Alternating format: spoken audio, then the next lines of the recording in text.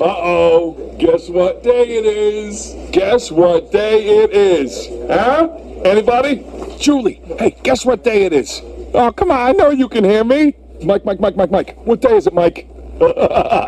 Leslie, guess what today is? It's hump day. Woo-hoo!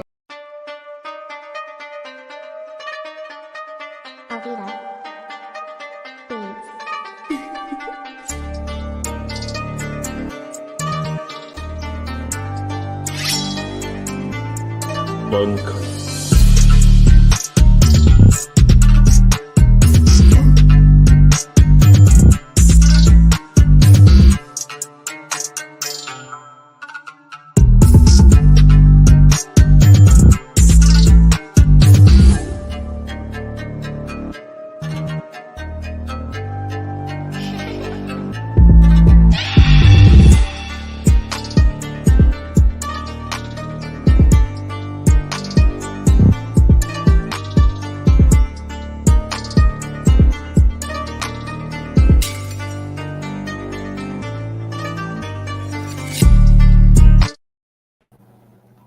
What is good? What is going on? And what is cracking? I am Billy Foothills, and I am back in another episode of East Meets West. We're trying to give you the best place to get shit off your chest when it comes to our Philadelphia Eagles. Let's go. Welcome in, everybody, to episode 33 of East Meets West. Yes, episode 33 with my co-hosts, AK Eagles of Eagles Uncensored podcast. And no, Victory did not get a body transformation. It's Gio from the 215 down below us, our newest host of the East Meets West podcast. Congratulations, Gio. Thank you so much for joining the crew. We really are excited about this. We really are. Thank you guys so much for joining us, for supporting the content. We really can't do it without each and every one of you. You guys are the food and the water to the channel. Without you, it does not continue to survive. So if you're feeling the vibe, please make sure that you like, share, comment, and subscribe, not only to myself, the Nest Out West, but to Gio from the 215 down below me, to AK Eagles, the Eagles Uncensored podcast to my left, and also to our other co-host who will be with us shortly, hopefully Victory. We really appreciate it, guys. Thank you so much. And yes, keep it wrapped up. Keep it fuego. Thank you so much. We're good, fuego. Thank you. All right. Welcome in, guys. Welcome in. Thank you so much. We got 3 people in the live stream. Salute to the 3. Thank you guys for being here. And yeah, man, hey, this is going to be a good one because you know, I was talking to my producer pre-show, and he said he might slide through a little bit later. So we'll see. Maybe we might get some Philly fuego tonight. That might be interesting. See what he's got to say. Oh, hell yeah. Definitely. Welcome, Gio, what's going on, my guy? Oh man, I'm stoked, speechless right now, man. I feel the chills, but you know I'm all comfortable. You know, he's my guys originally, but man, it's electric on this show. I'm proud to be a part of it. Honestly, it's a blessing in disguise. When I got the message, I was ecstatic, man. I literally went around the house and showed up yeah, I'm a part of something real big. No, you guys just keep grinding, you know, honestly. And then a lot of the fellas just put inspiration in me, and it's got me motivated back to doing it. You know, because I lost interest due to some things I had and some trouble I had going on. But hey, I'm back. I'm better than ever, honestly. And then now I'm a part of something big with you guys. Oh yeah, man. Hell yeah, we're excited. Definitely, we're ready to. Yes. We were already a strong unit, but adding you just makes us that much stronger. So, you know what I mean. Like in times like this, when one of our co-hosts maybe needs to slide in a little bit late, we still got a good variety of conversation to spread around. You know, get some good opinions going around. Yeah, correct. You know, it's just it's we're like the Philadelphia Eagles. We always got that rotation going. You know. Oh yeah. So I'm sure you guys seen the press conferences today. You know, what was I want to talk about that a little bit. Kick it off here about about what Coach Sirianni thought, and what Howie Roseman's been saying and things like that. AK, let's hear from you, my guy. Yeah, man. I like what I heard today. They both were once again high praises for Jalen Hurts. Definitely talked about our holes and our weaknesses of the team and how they would like to correct them. And, they obviously weren't giving out information, but, you could kind of tell what they were talking about. I really loved whenever Nick Sirianni sat there and talked about the up-and-coming people that he didn't name Reagor at all. That was awesome.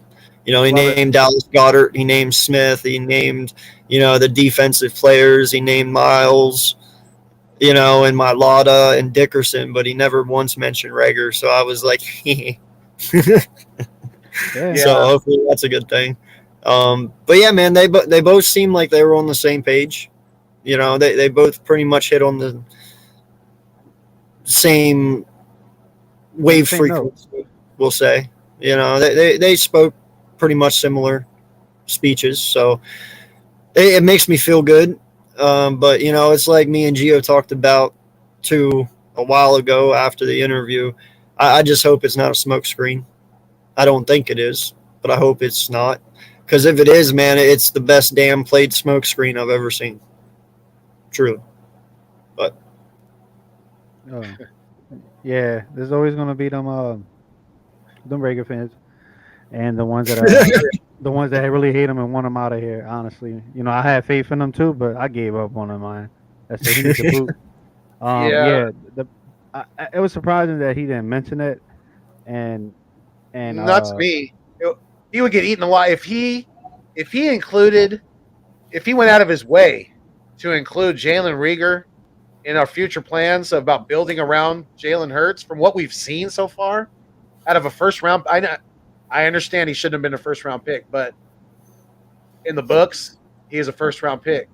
Howie was, he sucked an egg on that one. He absolutely did.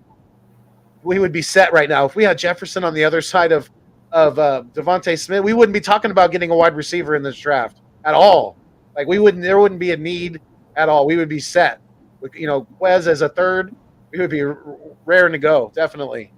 But I think Sirianni's smarter than that. He knew not to include his name for a reason, because if he did, he would get eaten alive by not only the media but by us, the fans, as well. Because we want. There's probably a very, very small percentage that wants anything to do with Jalen Reagor going forward. Yeah. It's very, like I said, we all had faith in this dude, because he was just that first round pick. Like you said, it was just in the books. But yeah, he just got to go, man. Honestly, we can bring in more talent from the draft, like you said. Like, there's some people out here that had that third pick in the first round getting a receiver. I'm one of them, honestly. I'm not gonna sit here and sugarcoat it. I was one of them with Drake London or Christian Walker from North Dakota as well. Hey, you were in the chat earlier on me and Tone's podcast. I didn't even see that because I had my screen zoomed in, so I can't see the comments when I have it zoomed in. Right? I didn't even see that you had chose that guy, and that's the guy that I drafted. Drake London at 19. I'm one I'm highly big on, because a lot of people gave up on the North Dakota picks. Oh yeah, he's just from North Dakota, blah blah blah blah. But you know what? Dallas Goedert, he's from South Dakota. He got that blue collar in him. I can't wait to see. I thought Drake London was USC. No. No. He's talking about Christian Watson. Christian Watson. That's the guy I texted you about today. Remember, I told you that's it, hands down. I want Christian Watson. I mean, you could pretty much get him in the third round. And I know you guys want Drake London. I know you guys would like all these other ones, but dude, I mean, no lie, you're Christian Watson. You're looking at Claypool for Pittsburgh. Really, he's that big. He's 6'4", 215 pounds, 220, and he runs and he's super fast, dude. He's got like Julio Jones speed, Mike Evans speed with big body. He's like Yeah, and he's Yeah, got like hands. Anquan Boldin. He's got hands like Calvin Johnson. I'm not Yeah, comparing him to Calvin Johnson. I'm just saying how he catches the ball. He's not a full body catcher. He catches like this. He doesn't bring it into him. You know, and he's got great awareness, sideline awareness. He's got great body control. He's good off the line. He's kind of got Devontae Smith type route running. You know, he's very good at getting you miscombobulated. You know, he's very good at it. he's got So Michael you Jackson could get him. footwork too. Yep. Like, no lie, dude. You could get him in the third and not reach. You know, I don't know if I would go wide receiver in the first three. I'd wait for Christian. Honestly, he's going to be a dog, man. He really is. Go watch his highlights, dude, and some of his film. He's whoo. Yeah, He's the real that's deal. one.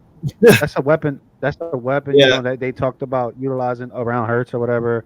I feel comfortable me being the Hurts fan that I am. That everybody knows around the social media, or whatever. That I back him up. Honestly, I'm one of those guys.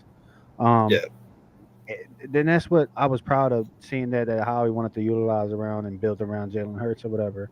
And yeah, Christian, I would say I have him actually going in the 4th round to the Eagles, and He like, could to that my too, mock yeah. drafts. Yep. Yeah, because one of them I actually realistically I have them picking Drake London in one of those picks, but that's just we still have the combine coming up as well. These stocks are gonna go rise, and then you got some dudes that's gonna fall. And then we got Pro Day as well coming up.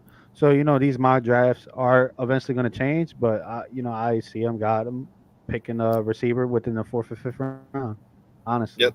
And then a lot of them don't correct me if I'm a tight end in that last pick. Only because have you guys noticed there's been some guys that have been falling a little bit on the draft on these mock drafts. There's guys that have been climbing too. One guy that I've noticed has been climbing a lot in these mock drafts that I've been seeing since first starting doing them is Booth Jr. He is climbing. I think he is the number 1 corner now. yeah, He should have been anyway. He didn't give up a freaking touchdown the whole fucking NCAA career. I None. agree with you. Yeah, I mean, how can you sit there and have a kid going behind Stingley Jr. and all these other guys when they've given up touchdowns? This dude has not given up a single one. Not one. Yeah.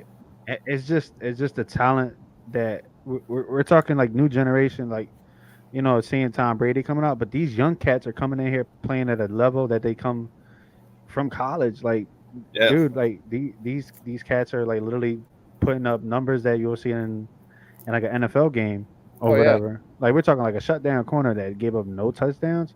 Where do they like? That's talent. That's really a day one talent. Like, you have to have them starting. Appreciate it. That's right. Facts, Jay Mill. Shout out to you. Thank you for being here, Jay. Garner's another one. Garner's another cornerback that is really high in the draft, and the dude can ball or whatever. And then you got Kyle Hamilton, the game that he brings in. A lot of mock drafts when we first started having the 4-win season, when we was trying to build defense, we had Kyle Hamilton or Thibodeau there. But Kyle Hamilton is a beast, man. I never seen him play like he reminds me of Buda Baker a little bit. Yeah, like that dude. He could play up top and then play that run support as well. And whenever anyone says Buda Baker's name now, I automatically flash on DK Metcalf just running him down like a cheetah that runs down a gazelle. Yeah, that was crazy, dude. Like, his stride, like, that was amazing. That play, he just ran him down from he was 20 yards behind him, easily. Yeah. No, he's right. I see him more being a Cam Chancellor, but I mean, they both, Buda and Cam both play the same way. Honestly, it's just Cam's a lot bigger specimen. Yeah. That dude is a freak. But, yeah, and that's pretty much what Hamilton is. It's just a human freak because he's the same exact size as Chancellor. So whoever gets him, man, they're gonna be so fucking lucky. It's not even funny. But the other guy that's climbed the boards a lot lately too is the kid from Baylor, the cornerback from Baylor. You got to watch out for him too. I don't know much about him. I still have to study him, but he was in the first round picks when we did a mock draft just the other night. So Yeah. and he wasn't recently, so he's just got there. Got you.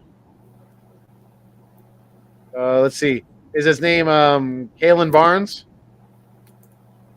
Is that him? I think so. Looks like that's their top. This looks like their draft pick. Yeah. Definitely. Let me ask you guys this: is there any of these top draft picks that you think the combine could make or break, as far as it could really affect their draft status? Yeah, I'm gonna say one name, and I probably get a lot of like a shit show, but I don't see the hype around him. Stingley Jr., Derek Stingley Jr. Okay. Yeah, you know who I think stock is gonna rise higher than that. I think Garner's gonna go higher than Booth. Sauce, huh? You think Sauce is going to get Yeah, hot I sauce? think Sauce is gonna. Yeah, I think he's actually gonna get picked first. Got you. Wow, that's interesting. Okay. Yeah, because I don't see that. Because like I said, I don't. I mean, Stingley's good. I'm not knocking him. One of the best man-to-man coverage, and he can play zone too. It's just the footwork is not there from what I'm seeing in tape. He has a lot of like issues coming back for the ball, some of them, but he did gave like a few pass attempts. I forgot how much he had within the last year in his final years in college, but the footwork is just his issue. If you look at the draft boards, a lot of people say his footwork needs to be improved. Interesting. AK, what do you think? What was the question? So, is there any player like these top draft picks, like maybe you could go top 20, whatever top 15, that you think the combine could really make or break? Like they really need to go out there and go show something, or they could it could hurt them. Maybe they have a bad day and they could drop a little bit. What do you think? Is there anybody that jumps out to you? Yeah. No lie, man. I'm gonna say the guy I've been preaching about all like the last 3 months, Jordan Davis. Okay. A lot of people doubt him. A lot of people don't. He's not like the top defensive tackle, but he's right there. He's like in the top 5, definitely. The last mock draft that we did or that I seen the other day, he even dropped out of the first round. No one even took him in the first. That's crazy. That's what I'm saying. Like this is going to make or break him. People got to see him obviously because now he's not even being picked in the first anymore, and that's not right because Jordan Davis is a freak athlete. You know what I'm saying? So he's got some stuff to prove, and I hope he does. But we'll see. Yeah, I think Devontae, what's his name from Georgia? Not Watt. Devontae Watt. That's the one dude that I think that is a hidden gem that's gonna go in the first round. Like somebody's gonna pick him up. I mean, we got another Georgia Trayvon Walker is the other one from Georgia as well. Yeah, but I just think his stock is gonna go. Yeah, Devontae Wyatt. That's the one you're thinking. Yeah. The guy you're thinking of. Yep. Yeah. Oh, yeah, I like his skill set definitely. It's going to be interesting to see if he gets picked in the first, or if if he slides out. He's another one of those. Well, Ajabo's draft could really rise here in his combine and pro day. If he comes out here and he puts up solid numbers, he could climb from, we're looking at him at 15. He could go easily top 10 if his numbers are there. So who knows? Yeah. Now Jay Milt's he's talking about the edge rusher, right? No. He's talking about Jamison Williams, the wide receiver from Bama. Yeah, the wide receiver from Bama. Oh, got you. Okay. The one that tore his ACL. That's right. Yeah. That one. Yeah. We got to be careful with that one, But these guys are recovering nicely, from these injuries these days. They're coming back stronger, more better than ever. That's another Georgia guy, right? He's on the edge, Trayvon Walker. Yeah. And then you got Dean Nyakobi too from Georgia as well. Yeah. but he's a linebacker. He's more of an edge guy too. Oh no, you're good, dude. Yep, it's all good. Yeah, the no, we hadn't touched on that name yet. Definitely. Yeah, no, it's going to be interesting, man. I mean, who knows how this is really going to go? You could see a lot of the top teams in this draft. A bunch of them could possibly go O line. You know, I mean, you look at Jacksonville, you look at the Jets, you look at all these teams. They do need O linemen to protect their young franchise quarterbacks. You know, New York Giants especially. They need to help protect Daniel Jones or whoever the hell is going to be their quarterback. You know, like Atlanta, Carolina, they should be taking quarterbacks.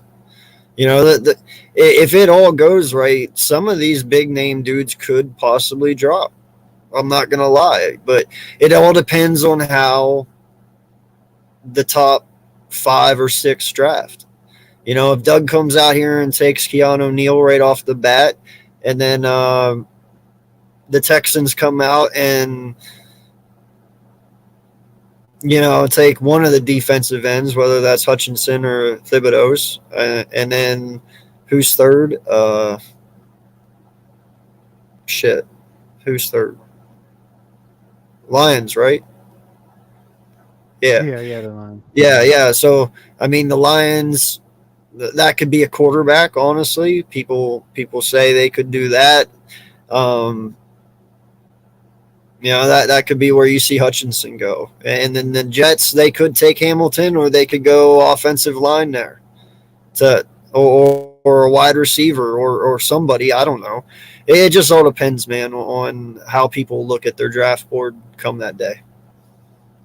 Yeah, that's and Big Play say mention George Karlaftis. I don't know how to pronounce his last name, but I think Giants are gonna get him with that second pick. You know how they got two picks in the first round. I think he goes to the Giants. Jags, Lions, Texans. Okay, I mixed that one up. I don't know, man. I don't see the Giants taking defensive players, man. They need O line. I mean, their O line was the worst last year. I mean, no lie, dude. Half the season, Nate Soldier had like a 6% pass block rating. 6%. It's fucking terrible. He was top 5 in the most. When we did the mock draft earlier, the top.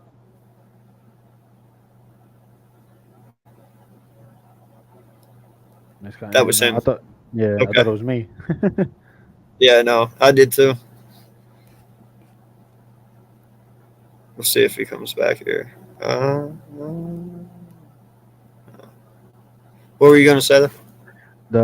Who's that other quarterback besides me? Malik Willis. Kenny Pickett. You know what? I have Carolina, not Carolina. Who's another quarterback? The Broncos picking him up over Matt Carr, because I don't know, dude. Like I said, I'm not big on him. You know, I could be. We gotta wait until the combine, bro. Yeah. Well, it was also just stated today too by Doug and them that Jacksonville's number 1 overall pick is up for grabs. I don't know if you guys heard that, but Doug said, you know, he's willing to trade it if anybody's serious. So, you know, the Jags might not end up being the first overall pick. Who knows? Do you think we're gonna talk about the rival right now? Do you think Dallas will do what the Rams did, the formula, and just go all in? I don't think so. I don't think they can afford to. Right. I just don't think they can afford to. Yeah, I seen a report on it on Twitter. That's why I just thought I'd bring it up to you guys or whatever. It's just crazy. You know what's another interesting thing? That the Dolphins closed the door on Deshaun Watson. Did you hear about that? They're just going straight with Tua the whole ride. Really? Yeah. So it's just interesting where these quarterbacks are going to go. The most interesting story I would want, it would be Aaron Rodgers if he stays in Green Bay or goes elsewhere. Does the Tom Brady route?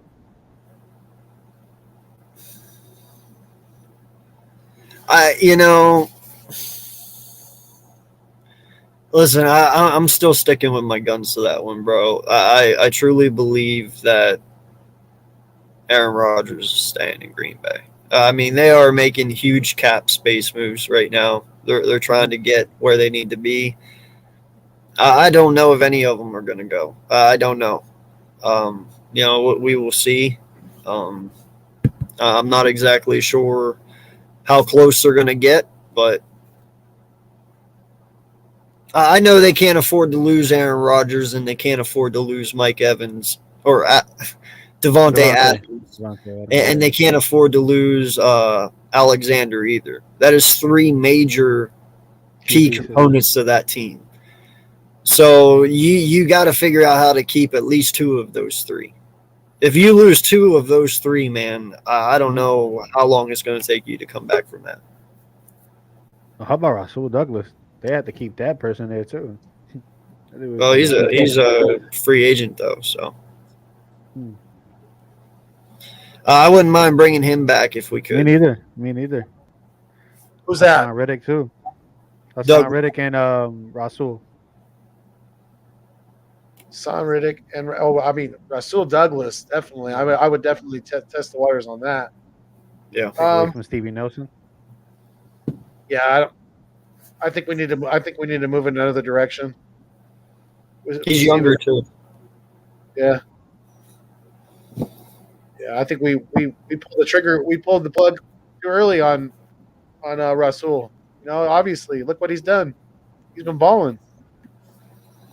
Well, a lot of people are wondering if that's just scheme, if he's just meant to be in Green Bay. Yeah. Because, he went to, what was it, Arizona? Was it? He went to, and he didn't do good there, and then he went somewhere else, and then he went to Green Bay, and that's when he started balling out. Panthers. And then he goes to Green Bay, and then he starts balling out. So some people just think it's systematic. Others think he was just a late blossom. Who knows? Or it could just be a one-year wonder type thing. I don't know. I don't know. But he did really good. Jerry likes to spend a lot of money. Well, I was saying, I don't know if you heard that because I seen a report.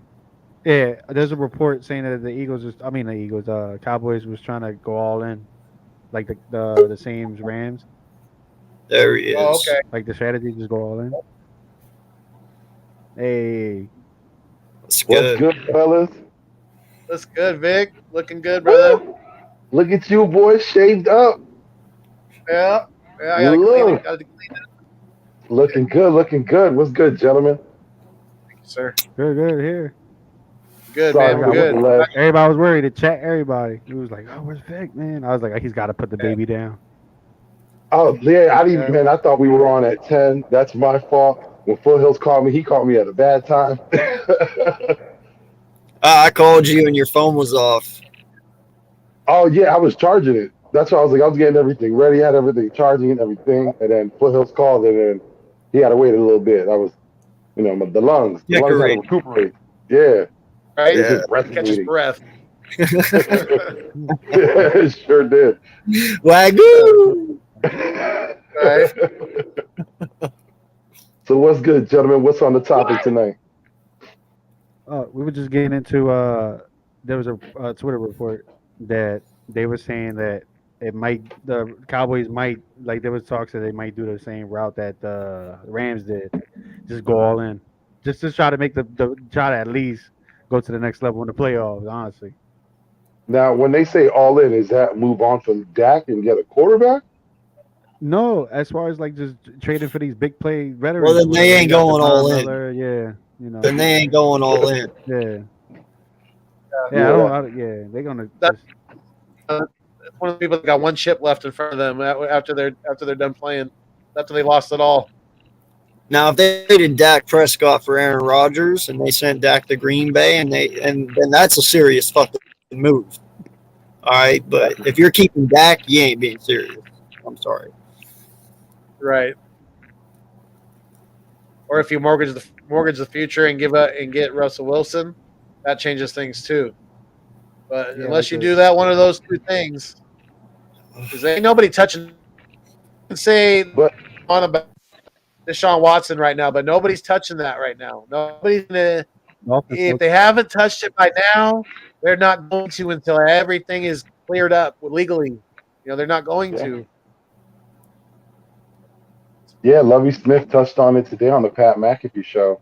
You know, he wished him the best. He said that he had a lot to take care of, but you know, his time with the Texans is pretty much over with. Yeah, I think that's clear. The Dolphins don't want him. They closed the door on him. Dude, Lovey is so fucking dope, bro. Oh yeah, he's the man.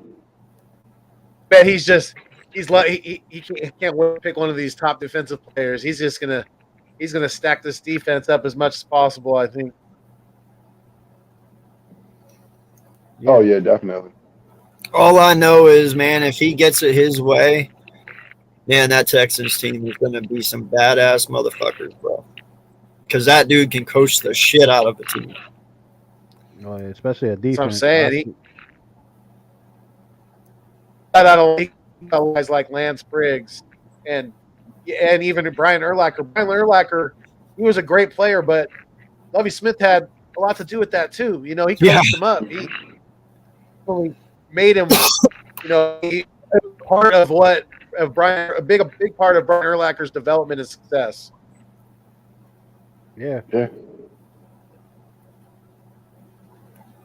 And you also got to think about the other one. You got Lance Briggs in there too. That was another stalwart linebacker that they used to have. You had, what was it, Charles Taylor, Peanut Taylor. They had a stout defense. And you got to look at the emergence of Devin Hester. You know, he came in as a quarterback, and then Lovie let him go on special teams. And we seen how that worked out. Hey, Foothills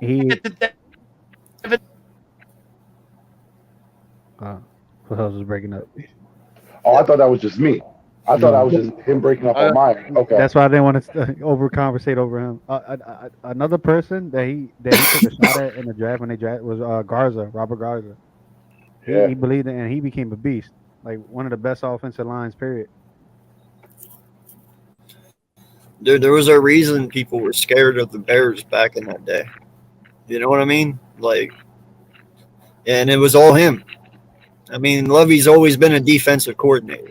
That's always something he's done, you know? And he's just really fucking good at it. I'm jealous. I was hoping they were going to hire a new head coach and he was going to be stupid enough to fire him and we could somehow get him, but nope. It didn't work out. Because no lie, Vic, this is how I thought it was going to happen. JG was going to go to Houston. JG was going to end up firing Lovey because he is a defensive coordinator, which would have made him available for us, and then it would have been like a swap, so to speak, you know, and it would have been a win-win. But instead, they didn't hire him, and they hired him, and I was like, fuck you guys. You did exactly the opposite of what I told you to do.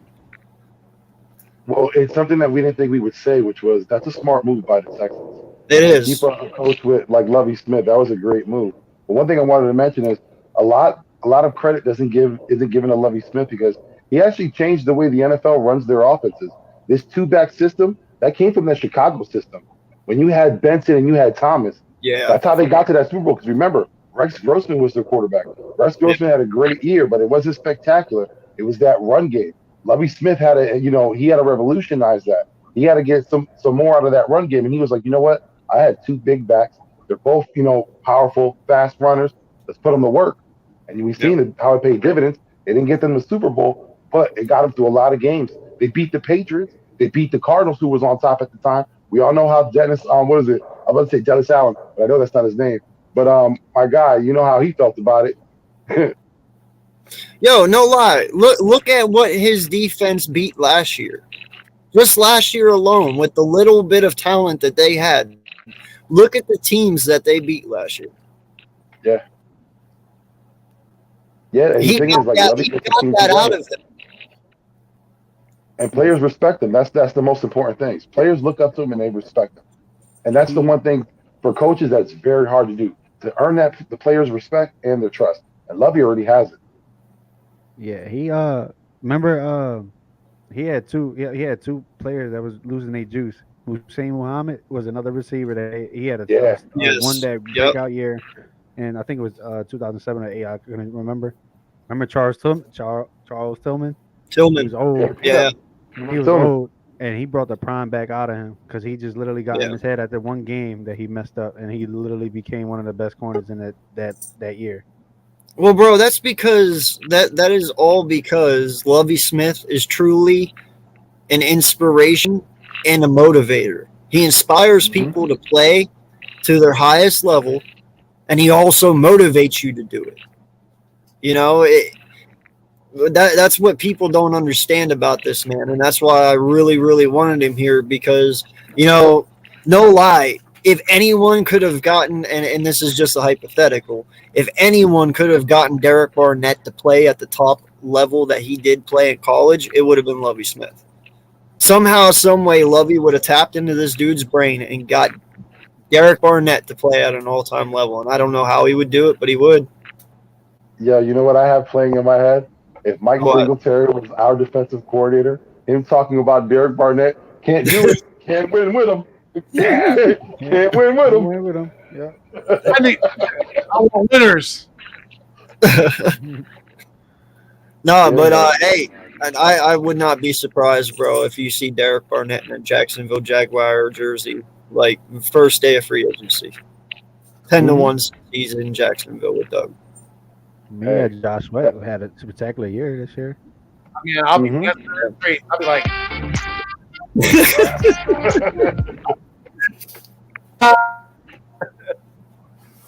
Heck yeah. I might do a lot popping champagne again. Oh, we had to. So from what I'm seeing today, supposedly we're going to be keeping Rodney McLeod, it looks like. Yeah, you seen how I retweeted that when Darius Slay tweeted earlier. He was calling all the cornerbacks, all the defensive backs. They're going to meet up this off season. I'm going to get together. First one that answered was Rodney McLeod. Yeah. You know what I mean? And Slay liked it back. So it seems like, at least from the player's point of view, Rodney's here to stay. Now, we don't know what's going on with the front office. There's a lot of things going on. We still got free agency period to come up. We still got the draft, so we don't know. But as of right now, it seems as Rodney's here. Our guy's going to stay here. We had that question. Is it going to be him or is it going to be Harris? At the moment, we haven't heard much on Harris's end, but we're hearing a lot from Rodney. Which is surprising because, in all honesty, bro, Harris did not play bad. He didn't. He really fucking didn't. I actually really like Harris. I remember the very first game against Atlanta whenever he came out from his safety position and Davis was rolling to the left. They gave the handoff to the halfback. Dude, and no lie, all you do is just see this dude with long hair go flying right straight across the field and crash right into this man and knock him out of bounds, right? Instantly, my mind was like, did I just see Troy Polamalu? Because it was like so fast, you know what I mean? And he hit so hard. And I was like, what the hell was that? And then I realized who it was, and I've always kept watching him after that game. And I must say, man, I'd give him a second chance. I would. And if you're going to keep McLeod too, fuck it. You got Epps to back him up. You got Wallace to back him up. You got depth then. Fuck it. Run it back one more time with both of them. See what you got. It was the first year in that system for both of them. Let's see. Because if Harris played decent this year in the first year of this system, I can only imagine he gets better his second year, right? Yeah. Yeah, and when you think about it, it's a year removed from his injury. Like you said, it's another year of him being in his defense. We talked about it. We know that was one of my points of contention this whole season. At the end of the season, we're going to have so much issues with our safety position. If we re-sign both of them for a team-friendly deal, I'm not against it because you can still use that plan of drafting rookies to come underneath these guys. And, listen, they're not going to be here forever. They're going to be signed. It might be to a one-year deal. So we're going to need these rookies to, stay under 1 year, learn from great players on there, Harris and McLeod, and next year be those starters. And just to follow up with the chat saying, I agree 1,000%. We need to get rid of Cox. Yeah. Yes. Yeah, we definitely do. Yeah, I agree on that. After this year. Yeah. Listen, if we can do it this year and somehow, like I said, make the cap work, let's get rid of them now. Yeah. Well, it's his dead cap. gonna suck though for us. That's what I'm saying. Unless how it works out a deal where in the trade they take on his full salary, then I'm Well, we okay. only got 2 years. That's all we got left with Fletch. 2 years. After that, they're gonna void it. Yeah. They'll take $6 million of dead money compared to 30. Yeah, I agree. How he work his magic. I'm all for it to trade him, honestly. Yeah, and then Richie brought up another point. Like he just stole my idea with the whole Rodney McLeod being here. What if the Eagles draft another safety in here, and that's the reason why Terry could mentor another young cat here before he goes. You know, because like I said, we're staying with the young team. We're going with the young formula, so we're gonna need as much vets. And I see the reason why Jason Kelsey, you know, if he does come back, that's the reason why. Because we'll draft. I see us drafting another offensive lineman. Honestly, I do maybe later rounds. but Yeah, yeah, later rounds. yeah, because The way it sounded like today in the press conference, like you can 5 kind or of 6. figure out their plan a little bit, you know, where they see priority. Line, you know, was one thing they mentioned, but I don't know if it's going to be how everyone's saying first round priority. Nah, that's not going to work. No, it's like 5 or 6, dude. Because like during the interview today, they were like, "Well, you know, is it a blessing that Stoutland is your guys' head coach, and that he's the best that there is because you guys can draft linemen late in the round and know that he's going to coach and develop them up to be the best." You know, so that kind of told you right there. All right, well, they're looking at offensive linemen in the later rounds. You know, and that's when Howie went on to say, well, you know, it's not just that, but they have to have talent. You know, he was like, you have to have talent. There isn't just, oh, we can coach you and you'll be the best. No, you have to have talent to go with that. You know, you can't mistake that. So, but yeah, I agree. We're going to probably grab an offensive lineman or two, but it won't be till like 5, 6, and 7. You know, once they completely do what they want to do. Yeah, listen, I've been mentioning when we're talking about Tyler Linderbaum. I said you got to be patient with linemen. Thank you, James. Great. The center out of Kentucky, which I said Lightner, think he's a great kid. Would be a great pick if he's in there in the 5th round. No brainer. And even in the 6th, because we don't have a 7th round, but even in the 6th round, if you want to focus on linemen, pick them up. And we're going to focus on undrafted free agents as well. You know, that's been good for us in the past. yeah, you know what? Even if they don't, I just see them gaining capital too in the draft, trading like one of those not the first round picks, but like more of the later picks, just to get another pick in that same draft to get a lineman. You know, honestly, because I personally think Salamalu is going to stay at his position. I just want to see who's going to play that center position for Kelsey when he goes, if he doesn't come back or whatever. Oh no. Sayamalu will probably end up being your center. Well, that's what I'm. Yeah, I think it remains to be seen what happens this year. Well, I don't know if you watched the interview today or not, but when he asked that question, like they asked Nick about that, they were like, well, "What are you gonna do with your center? Is that gonna be Herbig? Is that gonna be Sayamalu Dickerson? You know, that's why you drafted him? Is that your contingency plan? You know, blah blah." He was like, you could kind of tell he was like, well, I understand. He's like, but we have multiple people who can play that position, and we're going to look at those options. Kind of like he was hesitant, like, I really don't want to move him where he is. You know, like he was really hesitant on doing that. Like, I would rather leave him at left guard.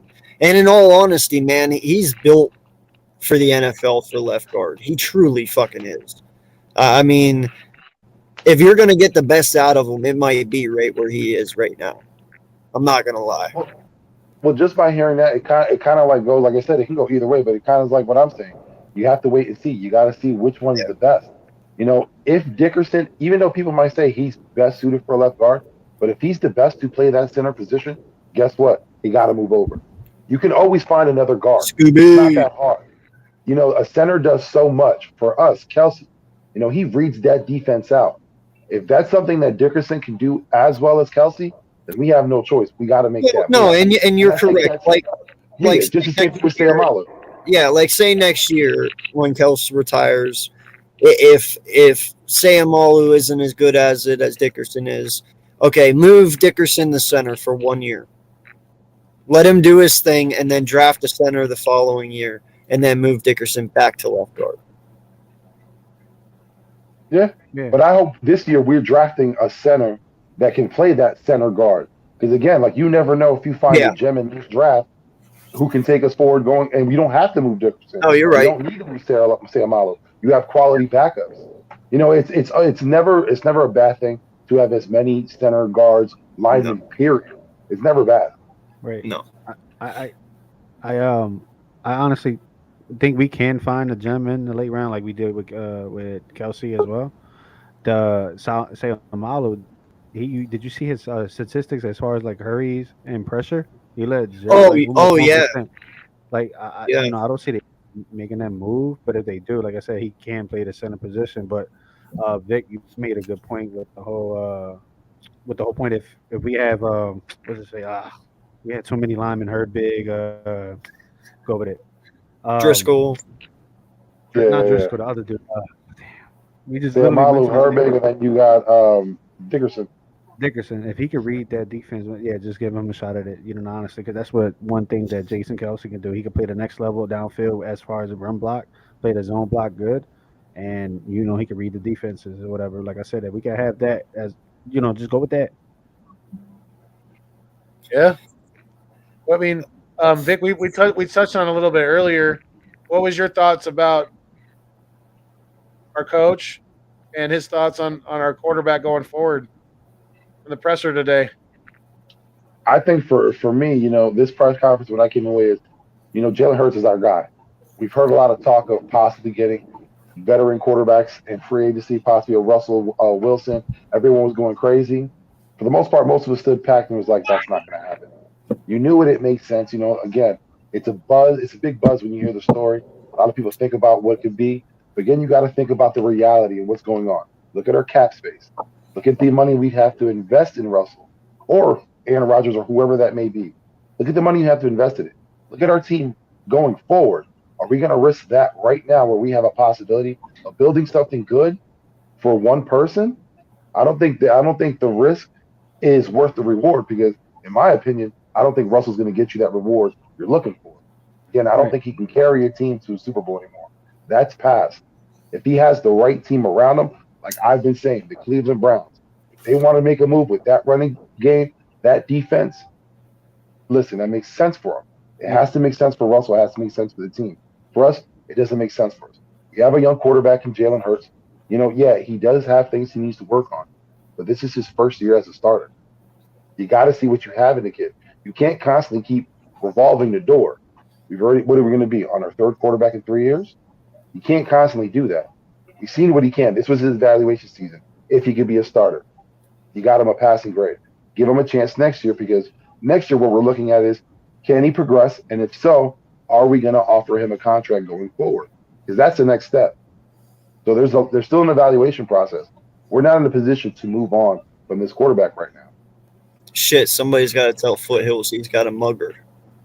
Don't worry. It's just me, Philly Fuego. Wanted to check in with you guys for a few minutes and really congratulate Gio for joining the cast, the crew. We really appreciate you. And let's go all in on Jalen Hurts. Let's build around him. Let's draft defense. Let's go get maybe a wide receiver in free agency, Allen Robinson. Bring somebody like that in. Let's go. Let's absolutely go. Yeah, and one thing that Coach mentioned was, the things that Jalen needed to be successful. He talked about the work he needs to put in the offseason. Jalen needs to work on his accuracy. Jalen has a strong enough arm. That was made. That was known. But the thing is, his decision making he needs to work on. And these are things that he can work on the offseason. And these are things, Coach, even though he said that's not necessarily what he wants him to work on, but again, the cat was out of the bag. He kind of tried to backtrack. That's what he wants him to work on. And Jalen knows this already. This isn't something that was hidden. They had a conversation at the end of the season. So Jalen already knows this. But one thing I found intriguing that Coach did talk about when it was mentioned was the players that could help Jalen be successful. Coach talked about the offensive line, mentioned them. He mentioned, Smitty.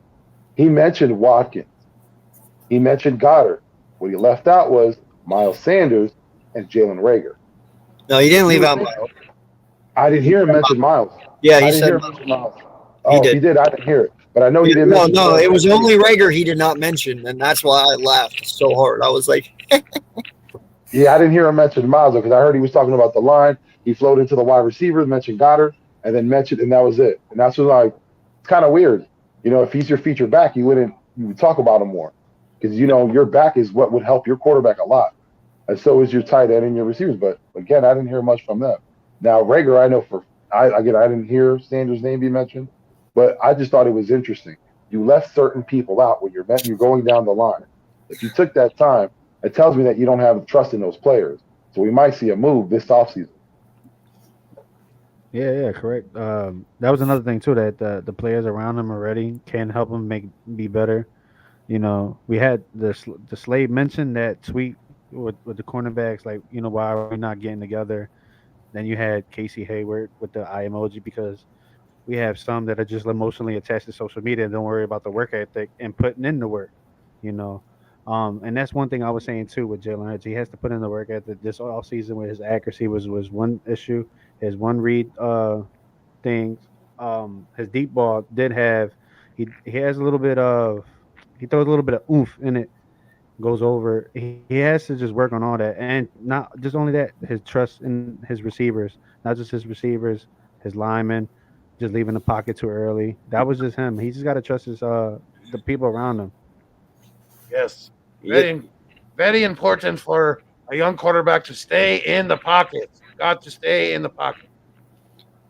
you know, I was watching something today on ESPN, and they were talking about Tom Brady and some of these other quarterbacks like Phillip Rivers and, you know, these guys who are just ended their careers, and how they were actually playing some of their best football at the end of their careers, better than what they were in their prime.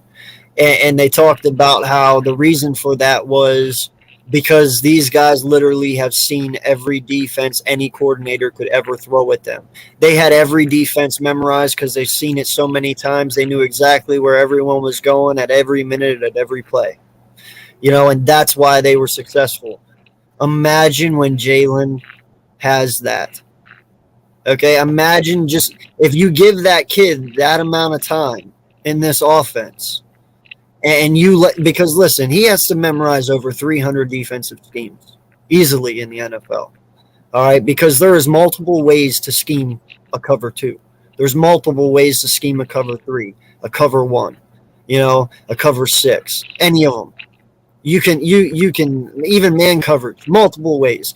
So this kid needs a couple of years to see all these defenses, because once he can sit there and have film on all of these defenses, and over the off seasons he can sit there and study them over and over and over, the moment he sees that safety crashing, he knows. The moment he sees him backing off, he knows. Or the lineman shift in, or the linebacker come down or go out, he will automatically know. And as soon as this kid knows how to read these defenses and he knows exactly where they're going to be, I don't even want to see what this kid's going to do. Because if he can keep his legs healthy and not get them injured, and he can work on his accuracy, he's going to be able to dissect defenses and completely destroy them because of his legs. That's if he stays healthy. Mm-hmm. And if we upgrade running back position, we have to upgrade running back. Yeah. But he has to be able to have the time to develop, to memorize, and study these defenses. If we do not give him that opportunity, then you might as well just kiss your ass to the wind and start over again. You know what I'm saying? Because, yeah. But it's going to take time. Patience, again. Got to preach that.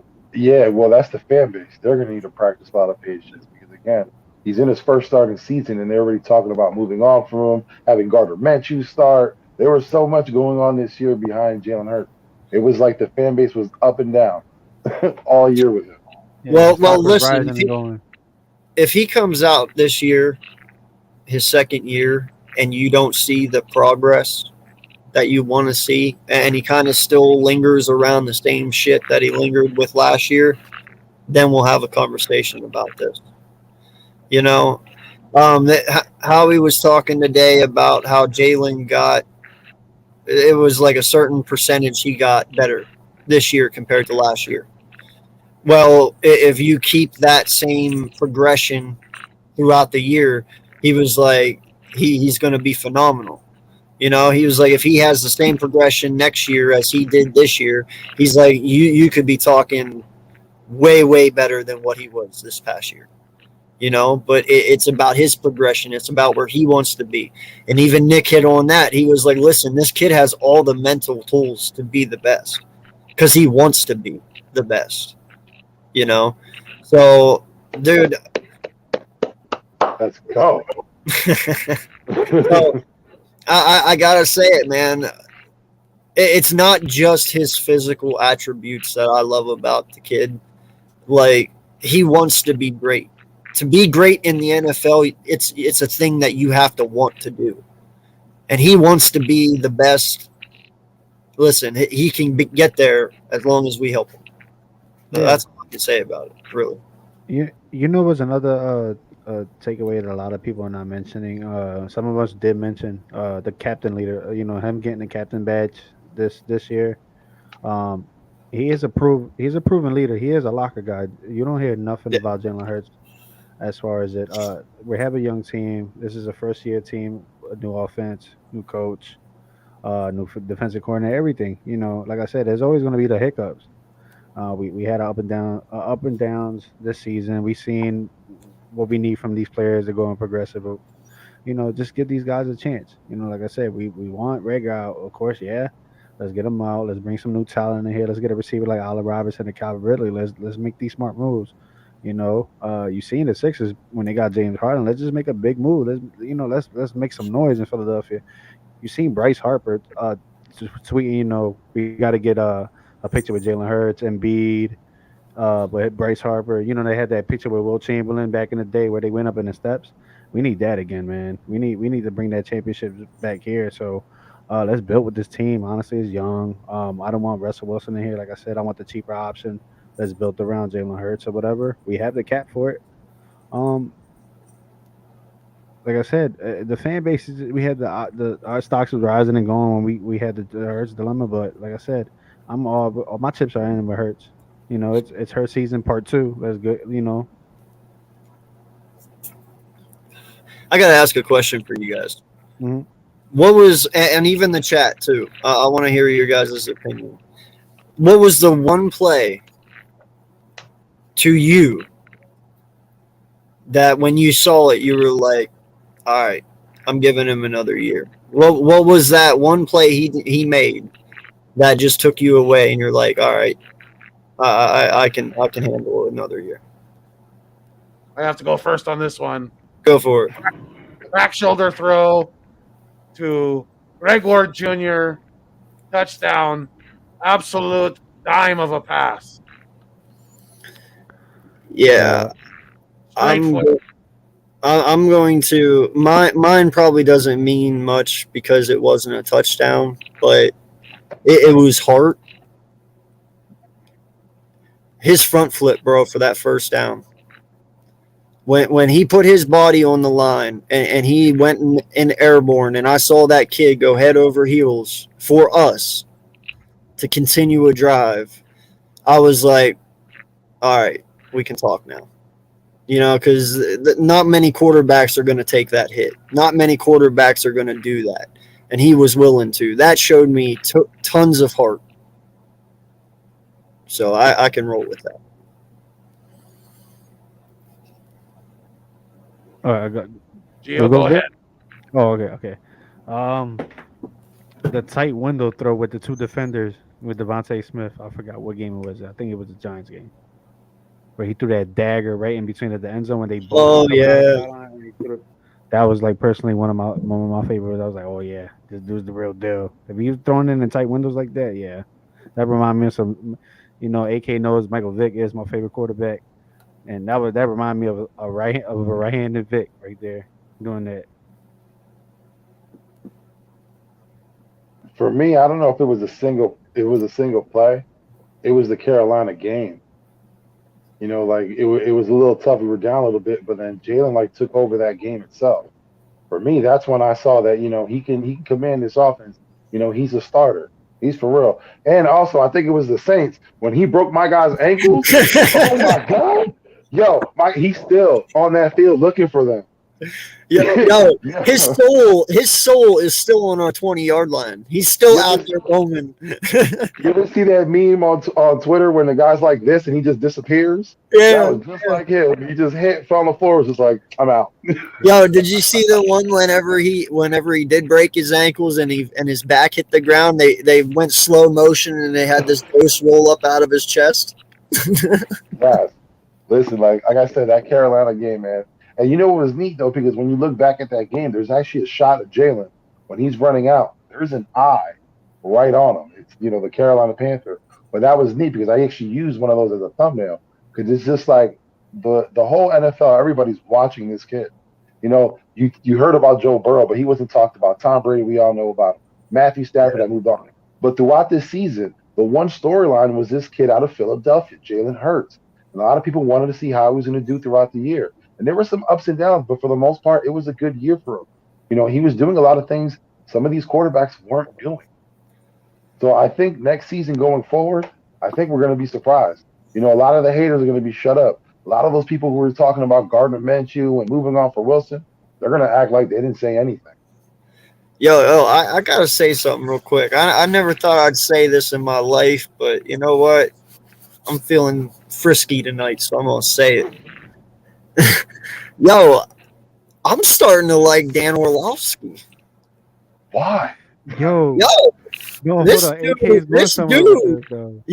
dude is 100% behind Jalen fucking Hurts, bro. Like, all you hear Dan do is rave about Jalen Hurts and how he is the future of the Eagles. And, like, I've been watching him lately, and I'm like, man, dude gives me chill bumps a little bit, dude. You got to go listen to him talk about Jalen. Like, he's a fucking big Jalen supporter fan. You thought he was big with Carson Wentz when Carson Wentz had his MVP year in 2017? Shit. This is nothing compared to that, dude. He is really down with Jalen Hurts. I'm like, all right, Dan, now you're speaking my language, bro.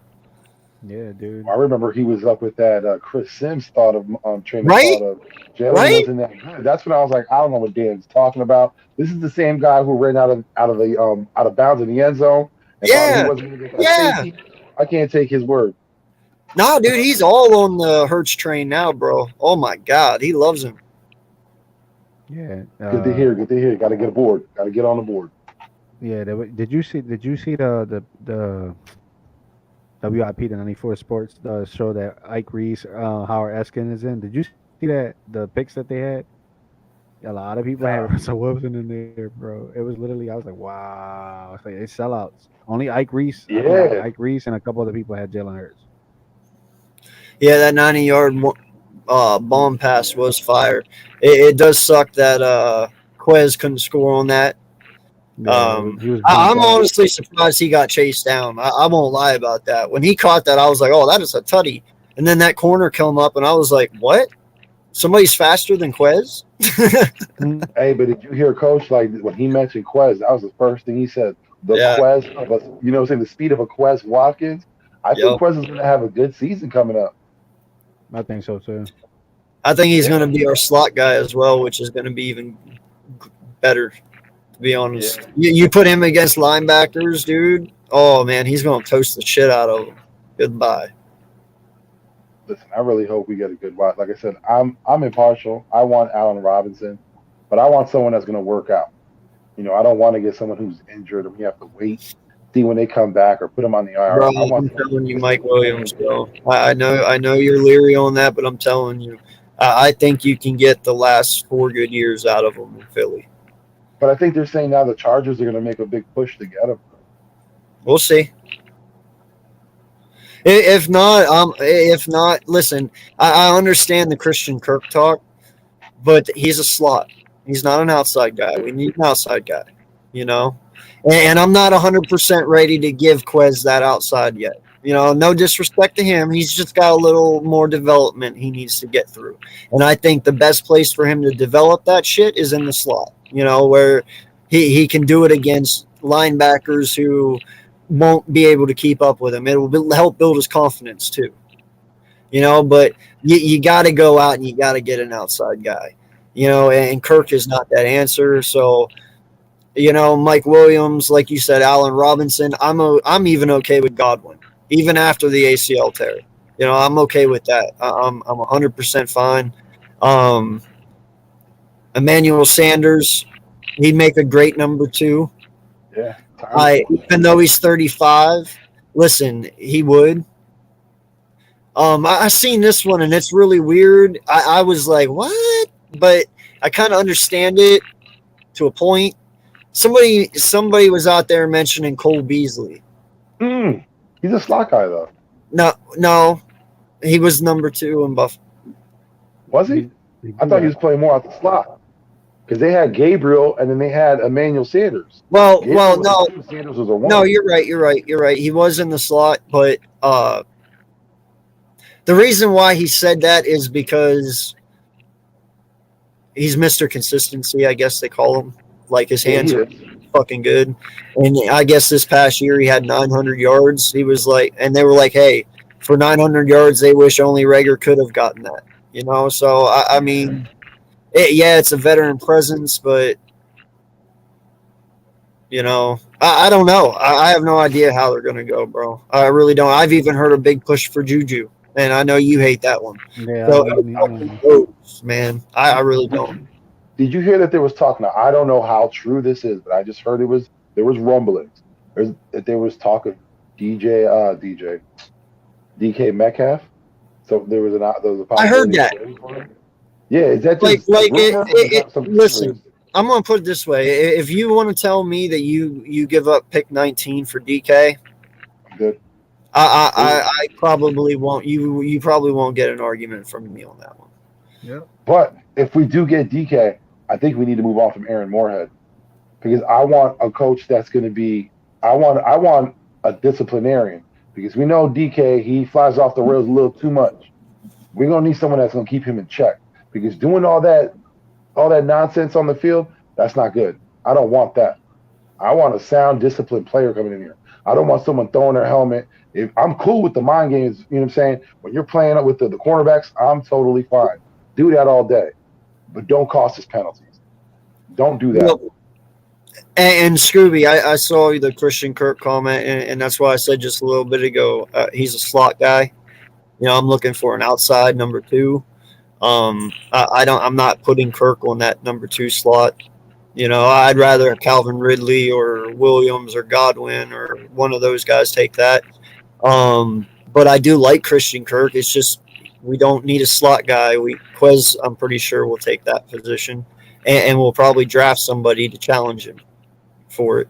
You know, but even DK, you know, if he comes in, maybe you go out then and get a Christian Kirk to challenge Watkins. Or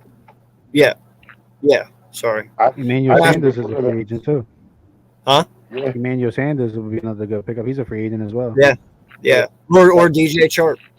My thing is, if we're going to make a move on a Seattle wide receiver, I'll go for Lockett. Even though he's injured, I understand. But my guy has been consistent, fast. You know what I mean? Like, he can be that number 1, 2, and he'd be a threat. He's a deep ball threat. I mean, that's a logical pick too as well. With speed kills, honestly, in the NFL right now. Yeah, he's a smaller guy. Like I said, his injuries the only thing that for me I don't like the injuries. I'm still taking DK. Sorry. Yeah, but like I said, DK has a lot of issues when he comes here, and I don't want that. Like I said, if he can be a good player, not bring that drama in here, I'm perfectly fine with it. Listen, man, I'm going to tell you this. I think being around a bunch of mellow guys like we have here will mellow him out. You know, you pretty much are around what you are in your environment. And we all know Seattle can be a little crazy at times. There's some big fucking egos in Seattle, especially even their head coach. You know, Pete Carroll has a fucking ego the size of Texas. I'm not going to lie. So, you know, they get wild at times. You see them in their locker room. They like to party. They like to have fun. And so I think we're more on we do that, but we do it in a different way, a more business type like way, you know, and I think that might mellow them out. But listen, if this kid comes in here and he starts being the next TO, where he's out here balling 100-yard games every week, motherfucker can run his mouth all he fucking wants. If you're producing on this field and you're backing it up, hey, I'm bowing to you, sir. It is what it is. Run your mouth all you fucking want. I don't care. Just back it up. But the moment you don't back it up, shut your fucking mouth. That's all I ask, because I'm not for that. But you can run it as long as you back it up, and I'm sure DK can do that. Yeah. Hey, I'm also liking the fact that drafting Christian Watson. I like that kid. Yeah, thank you. Lays his feet, did great at the Senior Bowl. His stock is rising. We'll see what comes out of it in the combine. Hit 40 times. That's going to be very important. A lot of people say, how fast you are really does. 4.4. I'm telling you right now, 4.4. Get ready. 4.44. You have a player that size at 6'5", and he's under a 4.4. Listen, your value is only going to jump up. Right now, I think before the Senior Bowl, he was looked at a 5th, 6th rounder. Maybe now we're looking at 4th, 3rd, maybe. Yeah. Depending on what happens at the combine, we're looking at 2nd, 1st round, possibly. Now, I don't think he'll crack the 1st round. I don't think he'll crack it. He might if he runs a 4.3. If he runs a 4.3, he'll crack it. I promise. He would. Yeah, big body like that, 4.3, yeah. But I think his range is 3rd, 4th round. Yeah. If our defense is taken care of by then, I'm saying go with it.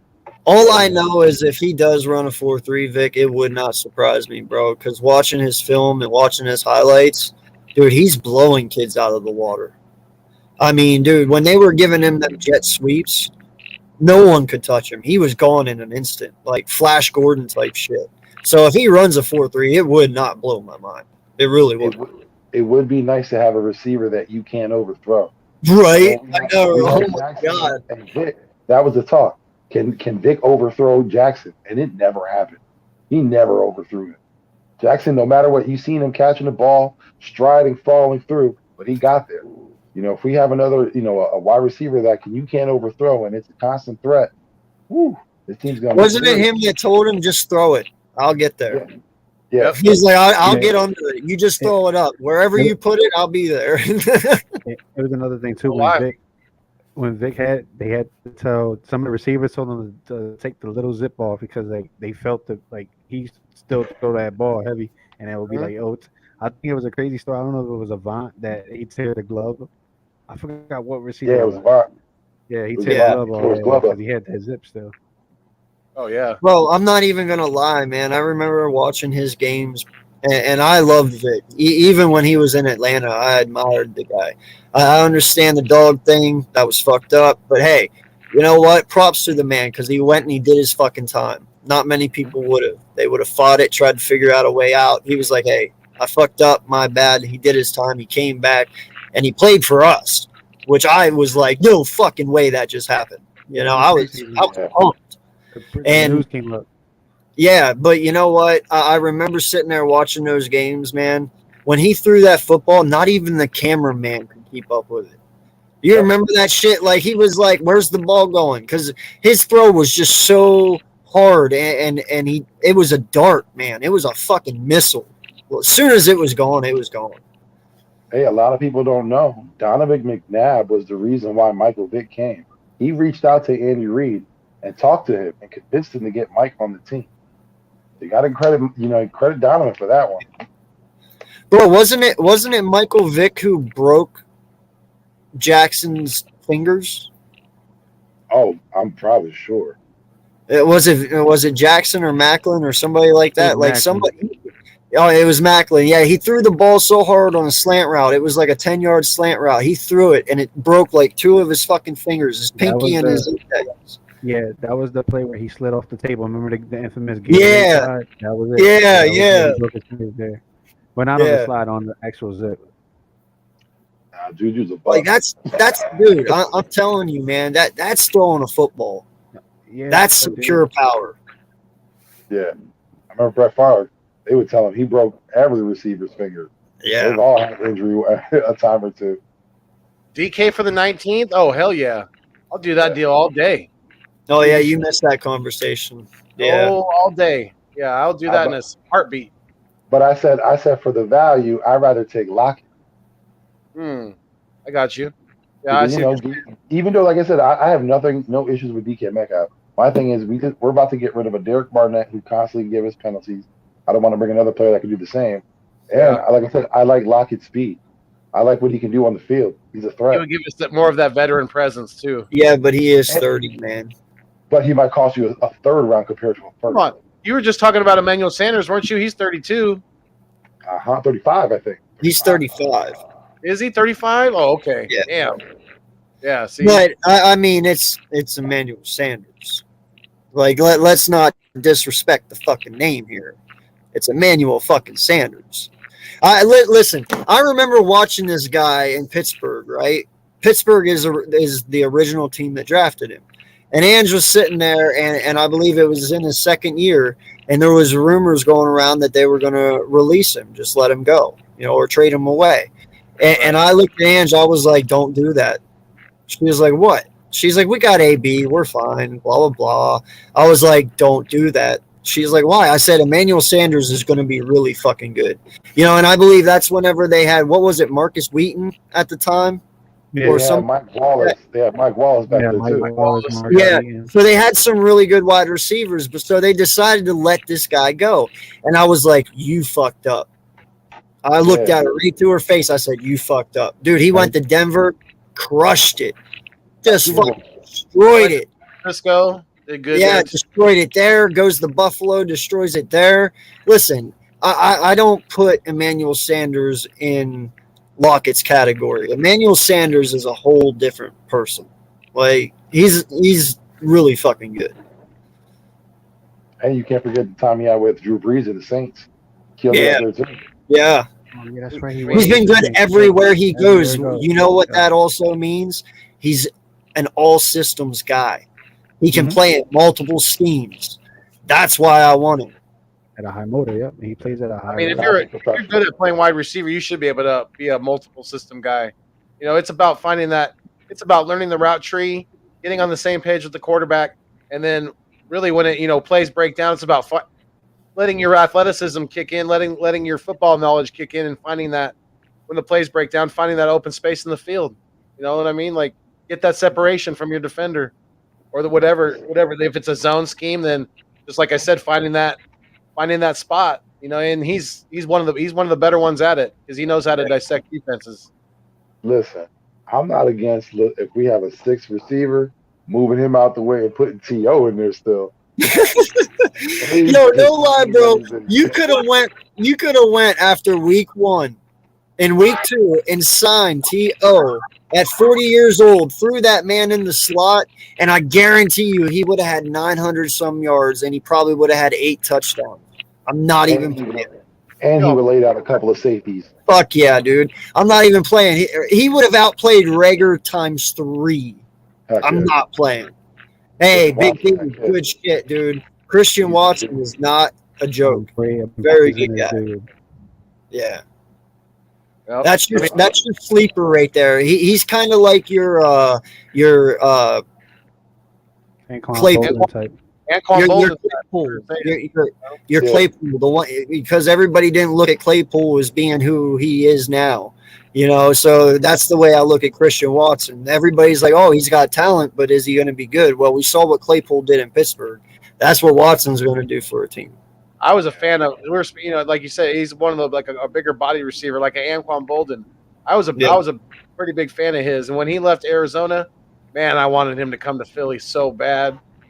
I think there was 2 instances where we almost traded for him before he went to Baltimore, and I think it was after he left to Arizona, but they fell through for whatever reason. I think draft picks were an issue that we wanted to get. We couldn't give up a second rounder. That was the issue. That was the same year. For whatever reason, we love second round picks. Because that's the reason why is because Arizona Cardinals had thrown an offer for us to get Larry Fitzgerald. Because I remember we were about to get Larry Fitzgerald that year. Yeah, I remember. Yeah. Fitz was too low. Yeah, honestly. Too low. Oh, man. I'm just so tired of these pixie stick wide receivers, man. We need some beef on this team. Like 6'4", 211, I'm all for it, man.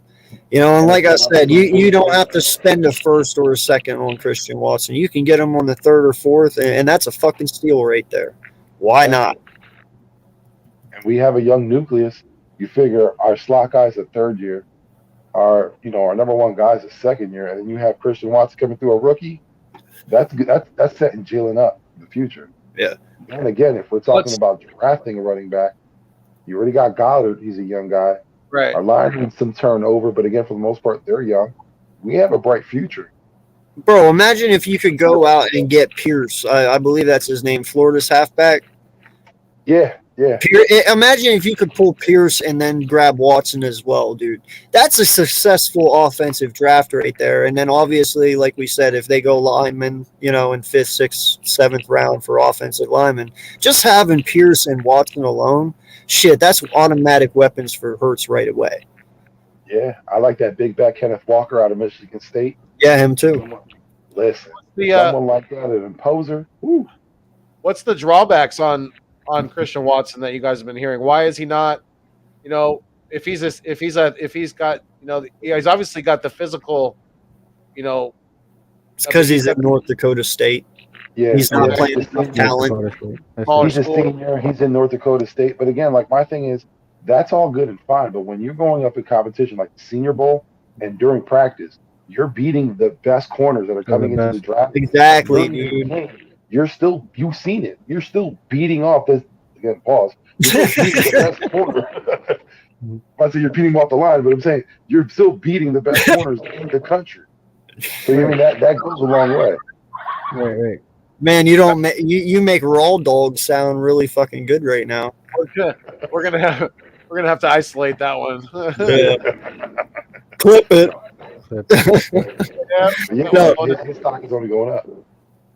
No, well, and that's what I'm saying, man. Like, there's a lot of freaking talent in this draft. A lot. And we got 9 picks in the first 5 rounds. Yeah. Like, that's insane. That's truly insane. Make them count. That's all I can say. Just make them fucking count. That's crazy, bro. Yeah. You can't fuck this up. Like, if you fuck this up, you're done, bro. End of discussion. But like with our first round, that's like a kid in the candy store. It's like 15, right. 16. Hold Eeny, meeny, miny, mo. Yeah. Just play eeny, meeny, miny, mo at that point. Just where you stop, choose it. And even if you go with the best talent, you still can't go wrong. No. So do you guys all? I mean, are we all? I mean, I think I am in this way of thinking. You guys want to see them use all 3 of these first round picks. You don't want them to package up a couple of these to move up, possibly. No.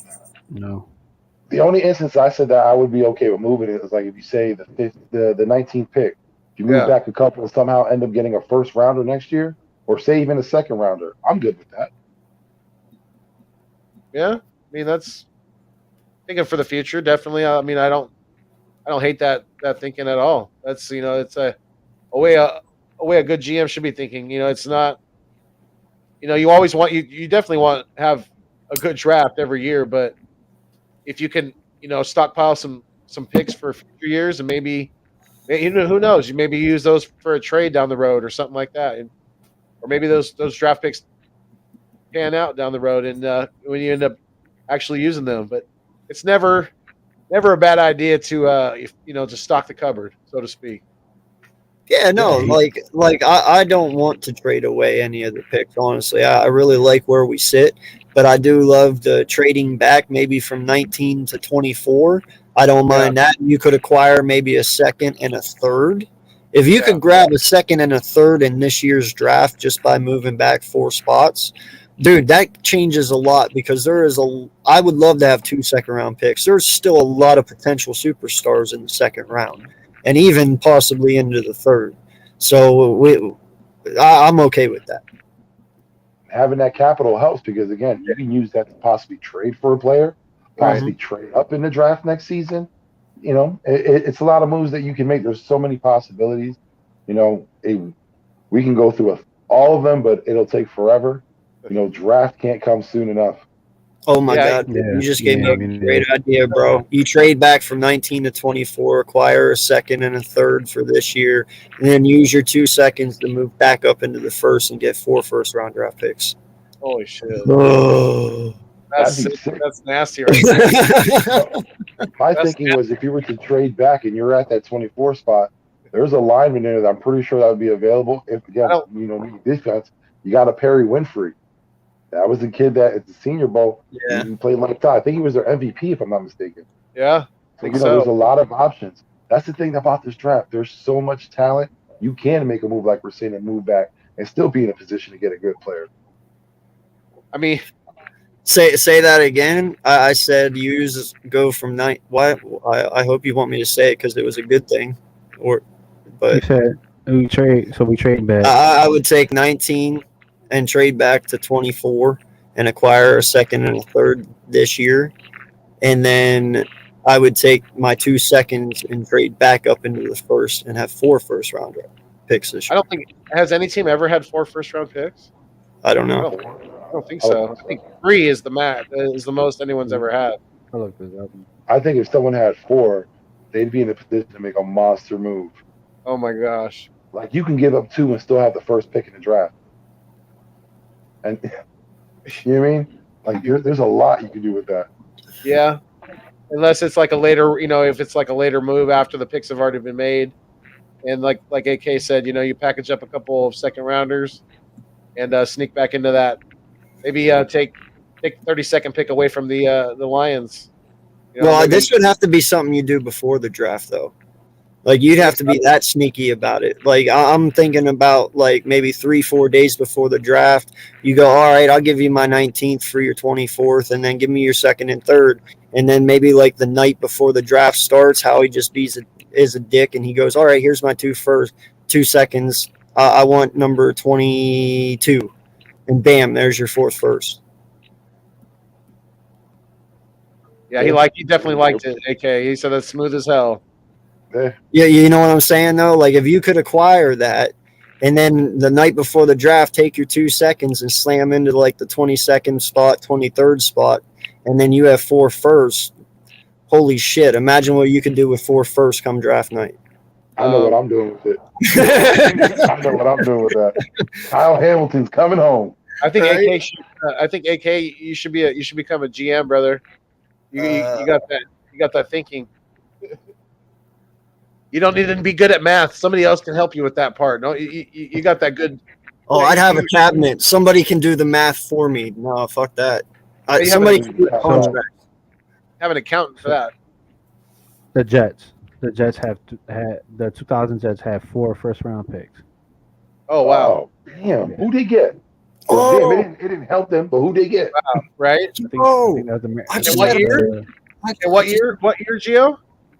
It was in 2000. So they picked. Was that the Eric Mango pick? Let me see. I'm looking at it now.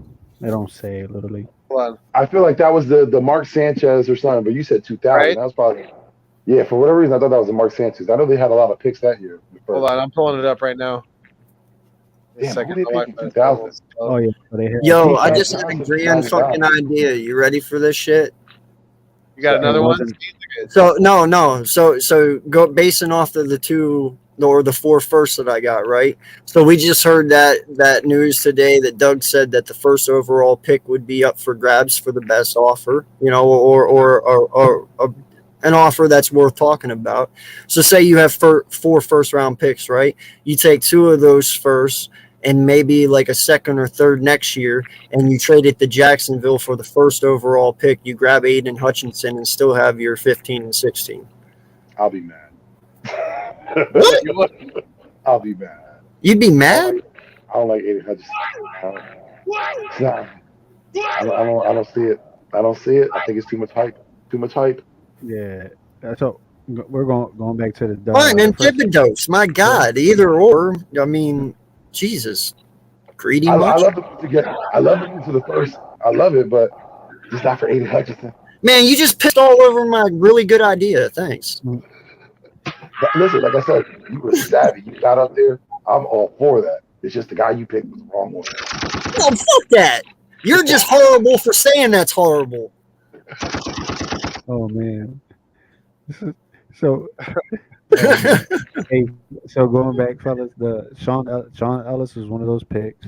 John Abraham, the linebacker.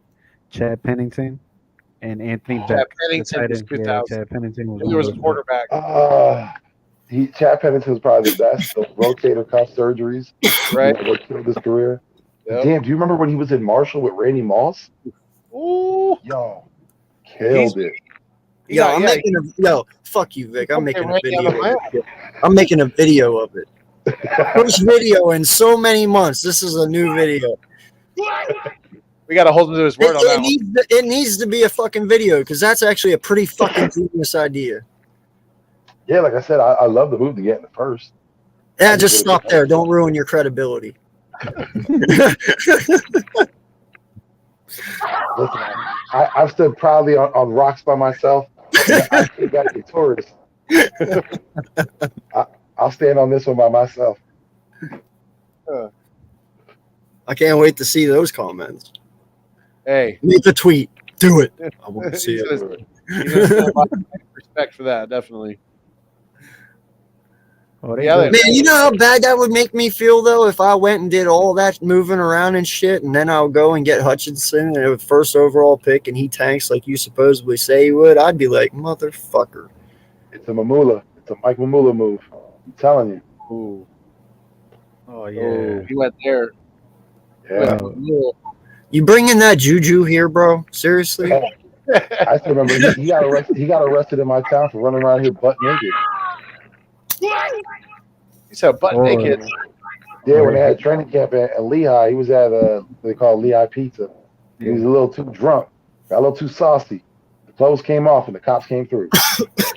So you're saying he was at Lehigh and his pants were at knee high. Oh man! Hey, you know, there's another mishap and another mess up that the Eagles did. Julian Edelman. We can't have that in the draft. That we get a gem and we let him go. He said, you know, this man said he has the same jersey that he held up during the draft. He has it framed in his house and never used it as a motivation to get better. But Edelman, didn't he come in as a cornerback? He didn't even come in as a wide receiver. He was playing special teams and everything all around. I think Brady's the person who put him at wide receiver. Whoa. Really? Whoa. Yeah, he was a cornerback. I remember he was everywhere. They had him playing every position. They didn't know what to do with him. Brady was the guy who put him as a wide receiver. Maybe that's Brady's next. Maybe that would be his next thing, coaching. Or maybe he'll try to break Belichick's. Listen, I've always wished that Peyton Manning would coach. That guy's a beast. Yeah, dude. I know this is going to sound weird as shit, but give me Tony Romo for fucking Jalen. I knew you were going to say it. I knew you were going to say Tony. That's another guy too. Yeah, dude, Tony Romo would turn Jalen Hurts into a fucking dynamite missile, dude. Like, I'm sorry, I hated him on the Cowboys, but listen, this man, you watch him fucking call these games. He knows the plays before they're even snapped, and he's fucking 100% correct every time. Imagine that being Hurts' his ear. Like, dude, right now, here it is. It's cover three. It's cover three. They're bringing the rush. Do this. Call it. Check it off. Bam, dude. He would turn Jalen into a. Oh. That's what I'm saying. Does Brian? No disrespect to the guy because I think he's done wonderful things with Jalen Hurts and other quarterbacks in his career. But maybe AK's got something there. Maybe Brian is, Johnson, the quarterback coach. Maybe he's kind of reached his ceiling with Jalen Hurts. Maybe they're too. Maybe that relationship's a little too comfortable, a little too close. You know what I mean? I've been echoing that for how long? So I was like, how can you progress with the guy you've been with mostly your whole life? Now I get it. He was at Florida. He did other things. But again, you're going back to the guy you've learned all you can from him. I think it's a mistake. I honestly, and then like I said, again, no disrespect to the man. I think Brian Johnson's a good coach, and I think he's going to move up in the NFL. But I think it's a mistake to not make a move at quarterback coach and at wide receiver coach this offseason. I think it's a mistake. Yeah. Mark my words. I do. Honestly, man, I would probably do it this way. I would probably let Johnson go one more year with him. Just because of the comfortability aspect, because we want to see him progress in year 3. And I want him to be as comfortable as possible to be able to do that, right? Yeah. I believe bringing in a new QB coach would kind of, it would mix things up, but you have to relearn somebody all over again. I'd say give him this year with Johnson, and then move on from him next year after this season's over. Once, yeah. Because, I mean, he did not do bad. In fact, you saw him progress once Johnson got on the field with him, So I don't think he can get any worse. God, don't make me regret saying that. But you know what I'm saying now. It's just this is the first year he actually has the same offense back to back. It's nothing's changing on him for once. Keep the stability. I believe the stability will help him right now. Not for future, but for right now. I got you. I understand that. I can see your point of thinking on that, definitely. But I think wide receiver coach, I think Moorhead he's got to go. He's got to go. Listen, I think for quarterbacks coach, I don't know if it could happen, but I think there's a situation with his current employment. You could bring in a guy like Lincoln Riley to be your quarterbacks coach, someone who's had experience with Jalen.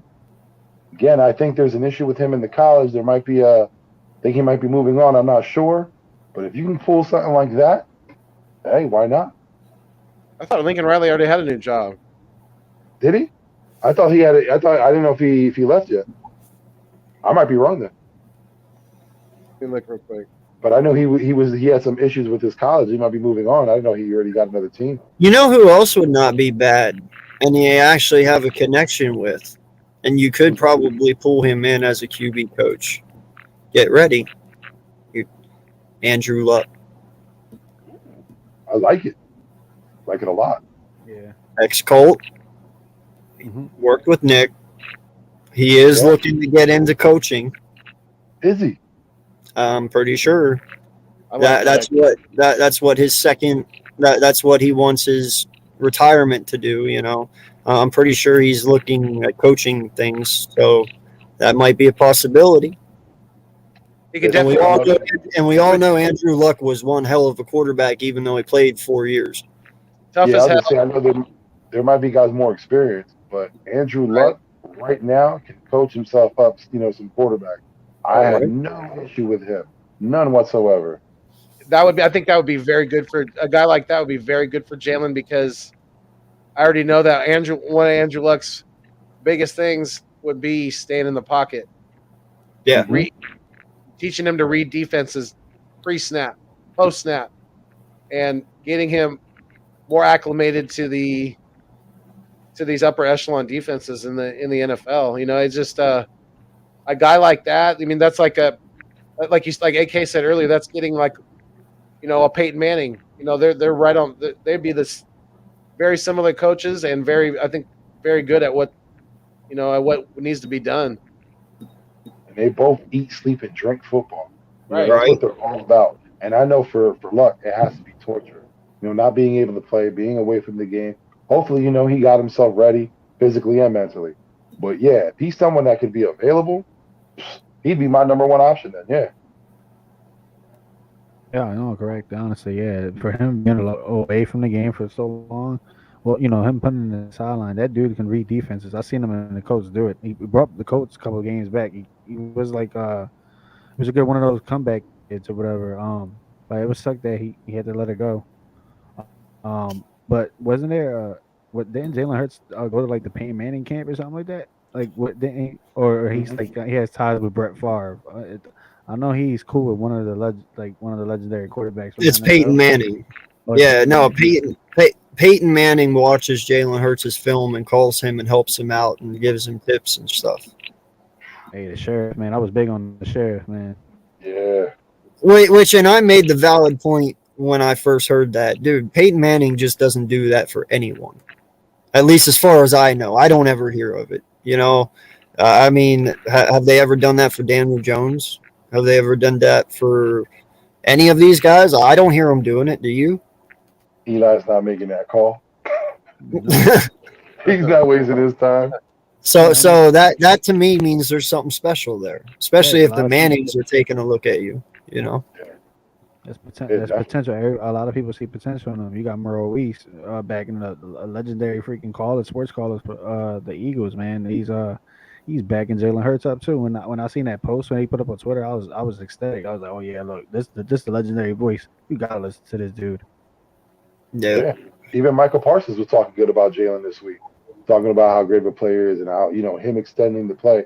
He does it soundly, he does it smartly. He's just not constantly just running out. He's actually extending the play, keeping his focus downfield. So that's how I praise him, another rookie coming through. Dude, we had Jimmy Smith on. Shout out to him, by the way. I think it was like 2 months ago in the middle of the season. And we were talking about Jalen Hurts. And he told me something about this kid I did not know. So before the season even started, he was at his house and his cook was there, and he made breakfast for him, and Jalen goes and sits down.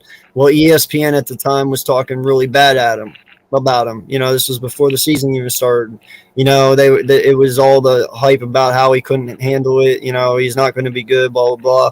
Well, I guess the cook went and he changed the channel. And Jalen said, whoa, what the fuck you doing, man? He's like, oh, I figured you didn't want to see that shit, so I turned it. He's like, no, turn that shit back. He's like, I want to see it. When I have my quarterback saying that, like that negativity fuels him, dude, that's going to be one bad motherfucker. I hate to tell you, but that's just how it's going to be because he's not afraid to hear the negative. Dude, this guy is built mentally for Philly, whether people want to believe it or not. He's meant for us.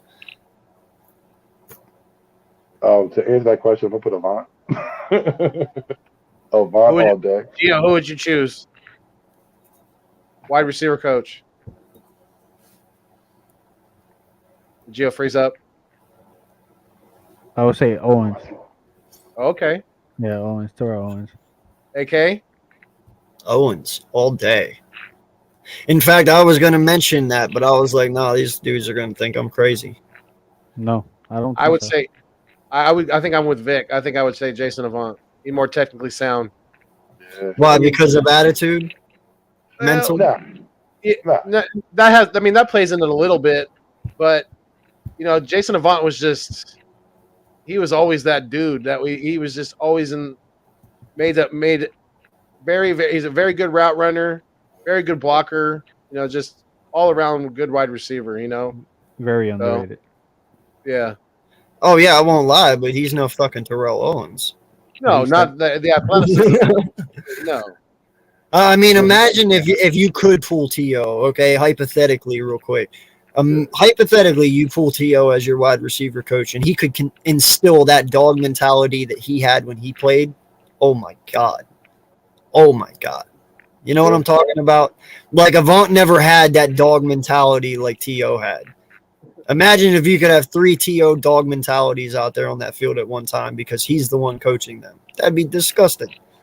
Yeah, that would be sick. You know who this may sound like a crazy idea, but we kind of dabbled in this a little bit before, but what do you guys think about this this guy as a wide receiver coach, Ed Reed? As a wideout coach? Yeah. It makes sense. Crazy stuff like that before. Yeah. No, it makes sense because who else would know how to read a wide receiver and know how to, plan against a defender? That's what I'm saying. That makes sense. Yeah. I like that, but I like Keenan McCardell. I don't know where he's at with his coaching, but I know he's coached wide receivers before. That's a good one for me. Listen, I was even thinking about, because only as a wide receiver coach, and he excelled, Mike Rowe. Okay. Might have the, I'm not saying that Mike Rowe. I believe he's with Doug. Is he? Yeah, I didn't know if he got I'm pretty sure he's with Doug. I'm pretty sure he's with Doug's staff. Yeah, because even Press Taylor's with Doug, so I'm pretty sure Mike Rowe's there too. But yeah, he's the OC. Yeah. Well, we have coaches that have former connections to the Chargers, right? I don't know where he's at and what he's doing right now, but former wide receiver for the Chargers. Went to high school with him. I've seen his work ethic in person. He came from a small high school in West Sacramento. Malcolm Floyd. He played with Phillip Rivers for years. Malcolm Floyd. very technically sound with his route running. Very, very, just worked really hard. Went to Wyoming, got drafted by the Chargers because he worked his ass off to get where he got. And I think he was very easy to talk to and a personable guy. So I think he'd make a good coach too if he wanted to. Yeah, I'm kind of upset that the Vikings messed up his career. And when he went to the Vikings, that's when it just went down for him. Honestly, he had that one good year though that he had Christian Ponder as a quarterback coach, but I mean not quarterback, I ain't say coach. But I was literally about to say that the Malcolm Floyd. Floyd has some horrible hits though. Horrible hits in San Diego. I like Big D's comment up there too. Torrey Smith. That's not a bad one. Yeah. But what would you guys say about Nate Burleson? Oh, love it. But I think he's a little too focused on the broadcasting. If he would be someone that's willing to do it, he would. Like any player that's had coaching experience and that's been, technically sound, like a Wes Welker. If he was, give that an option. Would love someone like that. Yeah. Yeah, Gio, maybe you were thinking of somebody else because Malcolm played his whole career in San Diego. Oh, yeah, there was somebody that went. I think there was another Floyd. Yeah, I think it was another Floyd. Yeah. You know who would be a good coach? But I don't think he's ever coached. I don't think I've ever heard him coach. Chris Carter. Chris Carter would be a good wide receiver coach. That's a good shout. Yeah. Or Eric Allen. We can go on. Yeah. Rice. Listen. Right? Yeah. Hell, I could put Dion in that category. Yeah. I mean, he's in Jackson State. He turned that thing around. He turned that college around. But Dion knows football, man. That's the one thing. No matter what side of the ball you're going to talk about, Dion knows football. Oh shit. There's so many guys that you could probably make good coaches out of. Anyone from the would want to do it or Bruce or Torrey Holt, if they would want to, contribute. Speaking of that, I don't know if you guys have seen American Underdog. You guys got to watch that. That is a great movie. Oh my god! I did not know all that backstory about Kurt Warner. Right? I was not a huge Kurt Warner fan, but I'm a pretty big. He's got my respect, big time. Big time. It's crazy what he went through. For the things he did for that, I mean, just taking that family in, and you know what I mean. Like, there's not a lot of guys who are trying to make it into the NFL who are gonna, keep a relationship going with a lady with two young kids, especially one who is legally blind. I mean, just absolutely super heartfelt movie. Loved it. Big. I think it's 4 or 5 stars, whatever the top rating is. Absolutely, it was great. I'm going to say this though. Made me cry twice. Yeah, it's very emotional, but I will say this: you have to be a diehard football fan to enjoy it. Like, there's times in the movie where I would say. So. I disagree. My wife's not a diehard football fan. She enjoyed the shit out of that movie. She gotta check she did. Yeah, it was. Did anyone famous play Dick Vermeil? Yes, Dennis Quaid. Yeah. Really? Yeah, Dennis Quaid. And the actor, he did great. He did great. He did good. He didn't they didn't have him cry because they did. I mean, maybe like you said, maybe that's not his strong suit as an actor, but the guy that they picked to play Mike Martz, great, perfect pick. It looks just like Mike Martz, and he's an asshole just like Mike Martz is too. I was about to say, is he mean? Oh yeah. Yeah. Because I heard Mike Martz used to be mean to Kurt. Oh yeah. Oh yeah. He was. He ran him out of St. Louis, bro. Once he became the head coach, third string. He ran him out. He ran him out, and you see it was way too early because Kurt went on to go to Super Bowl with the Arizona Cardinals. He wasn't done. Bro, no lie, man. Like, some of the shit he says to him in that movie, I'm like, how did you not hit this guy? Right. Like, I would have knocked his fucking head off. Like, there's no way you're talking to me that way. And woo! Yeah. I remember, he had a law in his career when, at the end with St. Louis, and he goes to New York, becomes the backup to Eli when he was supposed to be the starter that season. And then gets moved to Arizona for nothing. Yeah. And then all of a sudden, Kurt Warner's back in the limelight. Yeah. They give you a little snippet, right? Kurt Warner only lasted a couple days in Green Bay, the team that actually first signed him. Right? Mm-hmm. He gets to St. Louis, and Martz comes up to him at practice, and he's like, "How many days did you last in Green Bay?" And Warner says, "Not long enough." And Martz pauses for a second. He says, 2 days. You lasted 2 days. And as he's walking away from him, he says, "Don't get comfortable." That gives you a little snippet of how and that's nothing compared to, like AK said, of how he lays into his ass, because he did. Yeah, no wonder why he did so horribly in Chicago. Like, he ruined Jay Cutler's career, messed up that whole thing with Marshall. Like, he had it set up, and he couldn't even do it. Remember when he had Mark Bolger starting, and they didn't run a play, or excuse me, run a run play? I think it was like in 2 games. It was something wild. Like, they never even thought about running the ball. Yeah, they struck lightning in a bottle with Kurt Warner. It was meant to happen the way it did with Trent Green going down, because I don't think they would have. I mean, they would have been good, but I don't think they would have been as good as they were. I don't think they win a Super Bowl with Trent Green. Maybe they do a couple years later, but not that year.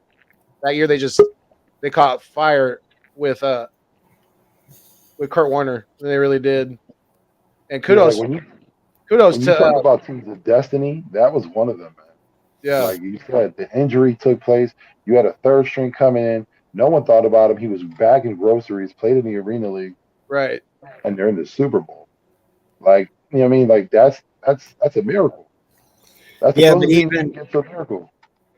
Even he says it though too. Like, if it wasn't for everything that he went through, there's no way he would have been able to do what he did. Like, every experience that led up to that point got him ready for that moment, and he credits everything to that, so I don't know if Kurt Warner would have been Kurt Warner if he would have stayed in the league the very first year. You know what I mean? Like, he probably never would have amounted to anything, but the fact that he went through all his triumphs and he came out the other side and he got to do it, like, dude.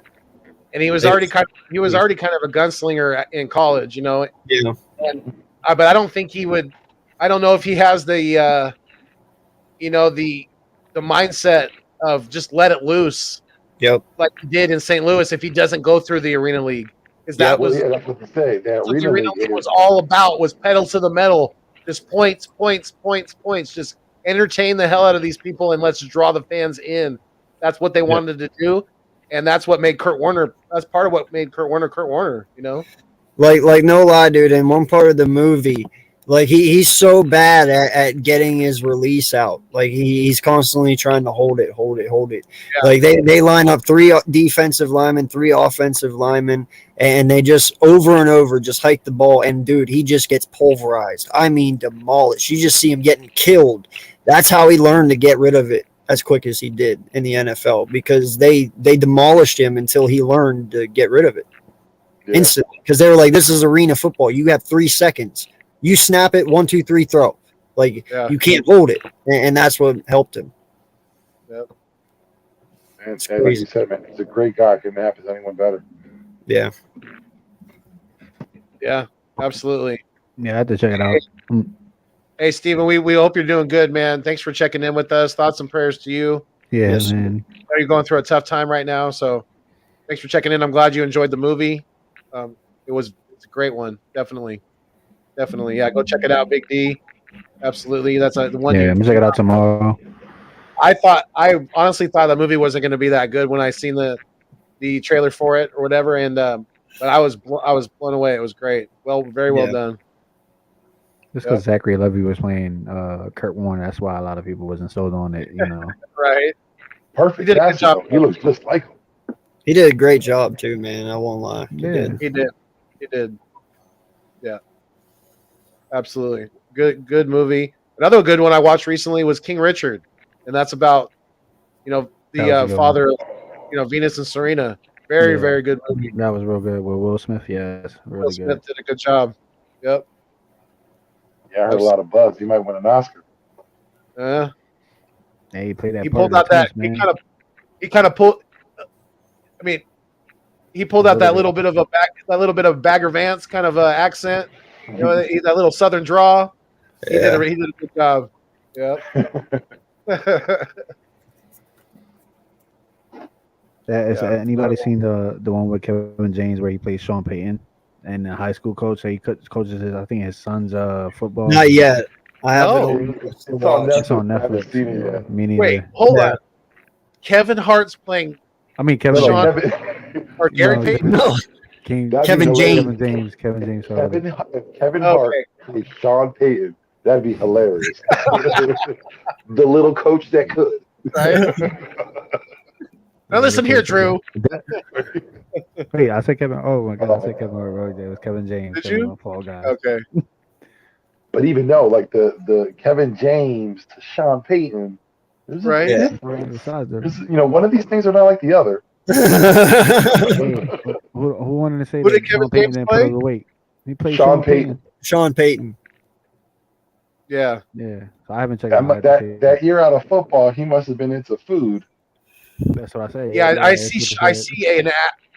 I think Dan Marino is going to be on the phone with Sean Payton and Mike Golick. That that Nutrisystem, whatever they're on. That they're going to help a brother out. They're going to have him doing that on his year off. Is that a ho-ho? He been eating one too many beignets down there in Louisiana. One too many of those freshly made beignets, man. Those are hard to resist. I'm hearing he's liking that barbecue down in Texas. I still feel as though if Dallas has a bad season next year, Sean Payton will be their coach. If they win the Super Bowl, Jerry Jones will switch coaches. He will. Yeah, he has his eyes set on Sean. He'll do it. I wouldn't put it past him. If Peyton has any respect for himself, he won't do that. Huh. Well, like Vic said, it's pretty coincidental. They had lunch right before he retired, and he still has a residence in Dallas, so it wouldn't be that hard for him to transition to that area. That's for sure. Hey, it's just like Kevin James play him in a movie. But Gio, going back to that though, Gio, what movie were you talking about though? Seriously. I forgot what was it called. Kevin James. But he plays Sean Payton. I forgot the name of it. Let me see. I didn't see it. No way. Really? It's on Netflix. I forgot what it was. Yeah, I can't think of the name of it either. Home team. Home team. Yeah, home team. He took over his son's football team. I think it's his son's high school football coach. Okay. Yeah, he became like their offensive coordinator that year.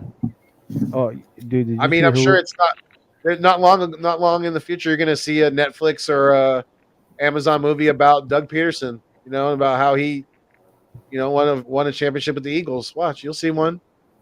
Yeah, with that Kurt Warner movie, listen, you're going to have a lot of the Tom Brady movie is probably being written right now. They'll have, it's already written. Probably they'll have Owen Wilson play Doug Peterson. There you go, right there. He's got the long hair.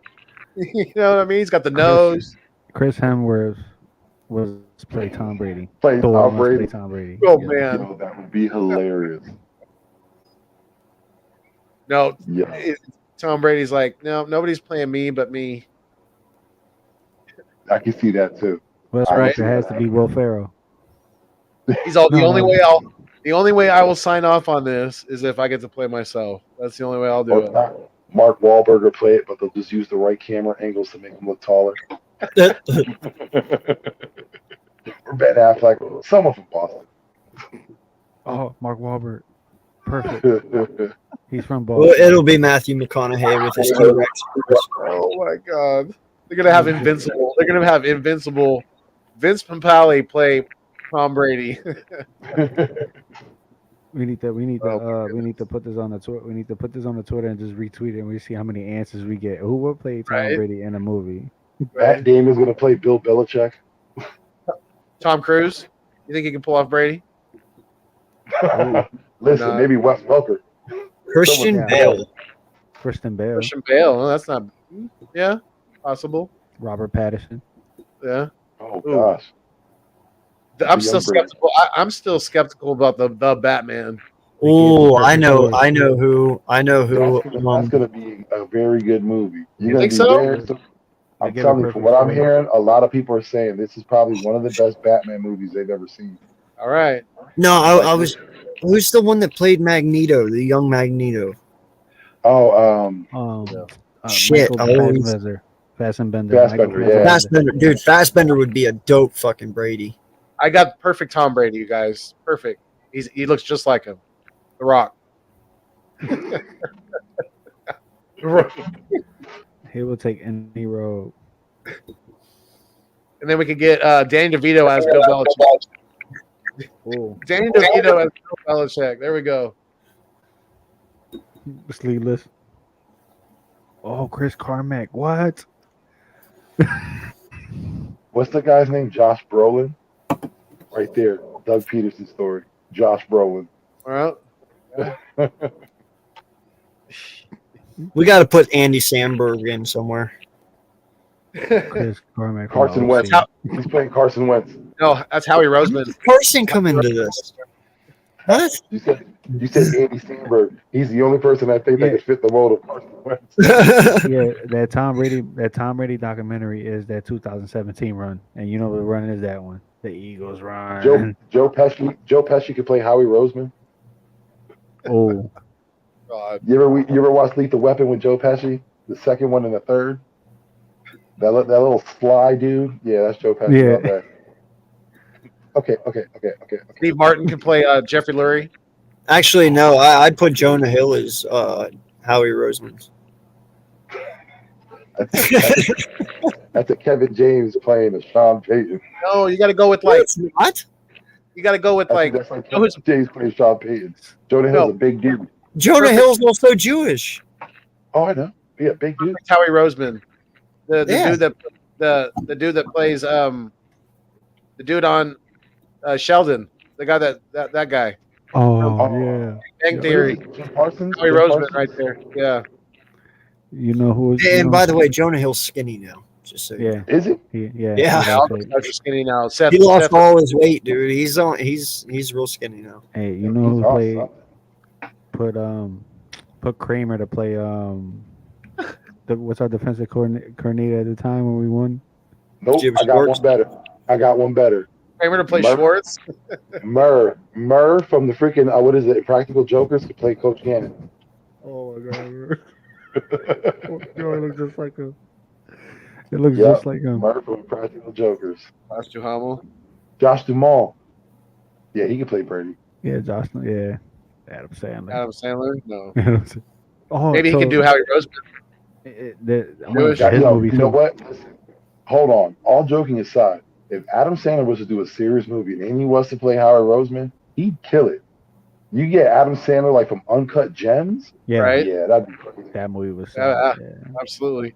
That'd be a serious drama right there, right? You put Jeff Bridges as Jeffrey Lurie, make it all dramatic. Jeff Bridges will have to pay. We'll call it Philly. Yeah, Philly. Right.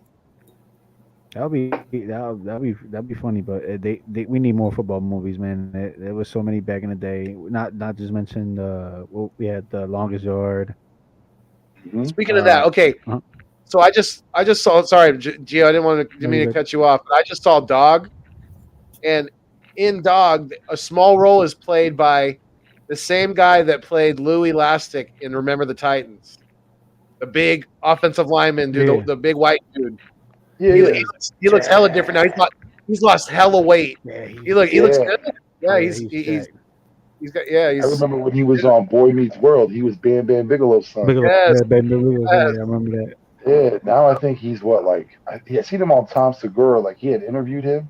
Yeah, he's probably like 250 of just uncut muscle. Oh yeah, bro, you want to talk about one of the biggest transformations in Hollywood ever?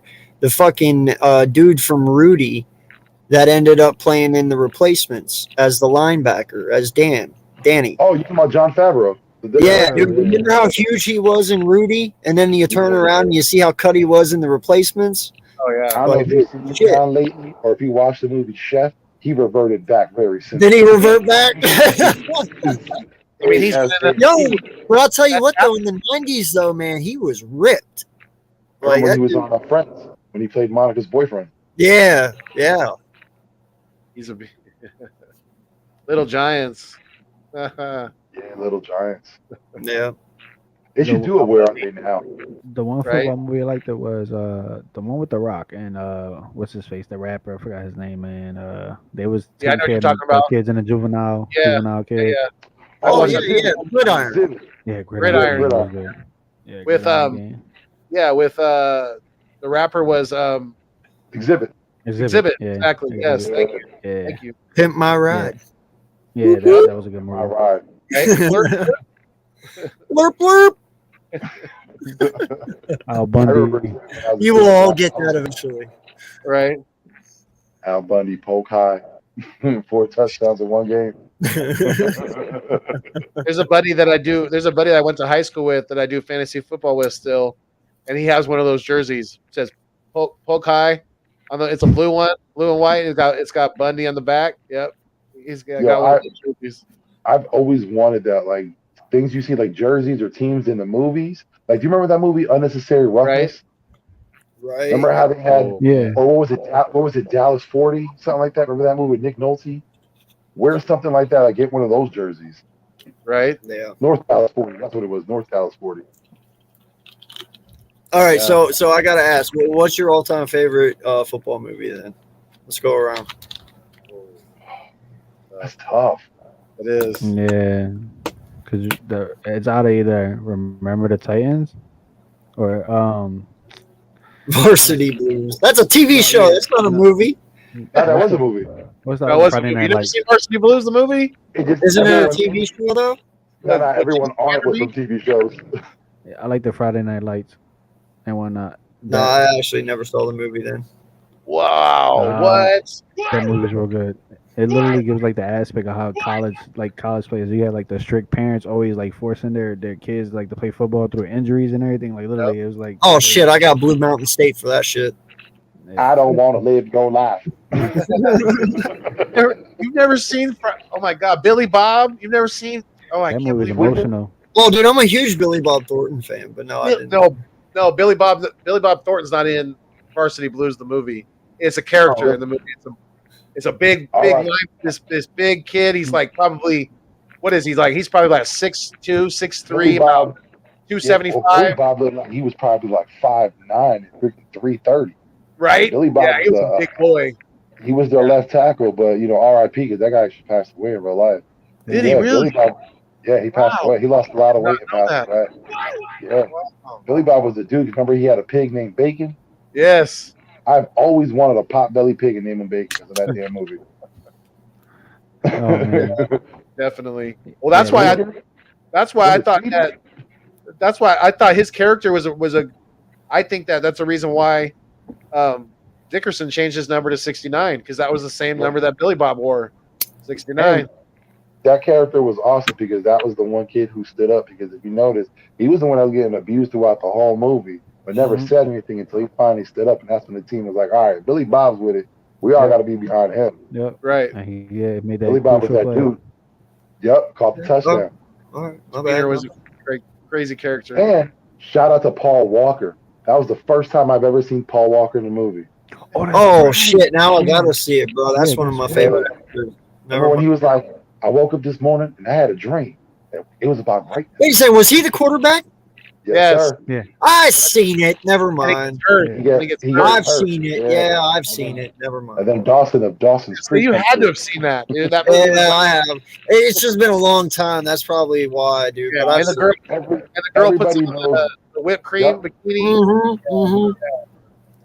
Yeah, shout out to the greatest scene ever in a high school movie. Because that's where those scenes from Not Another Teen movie come from. Yes, Right. yes, yes. Right. Yeah, and that's where the Billy Bob in that one has all the concussions and they make fun of him.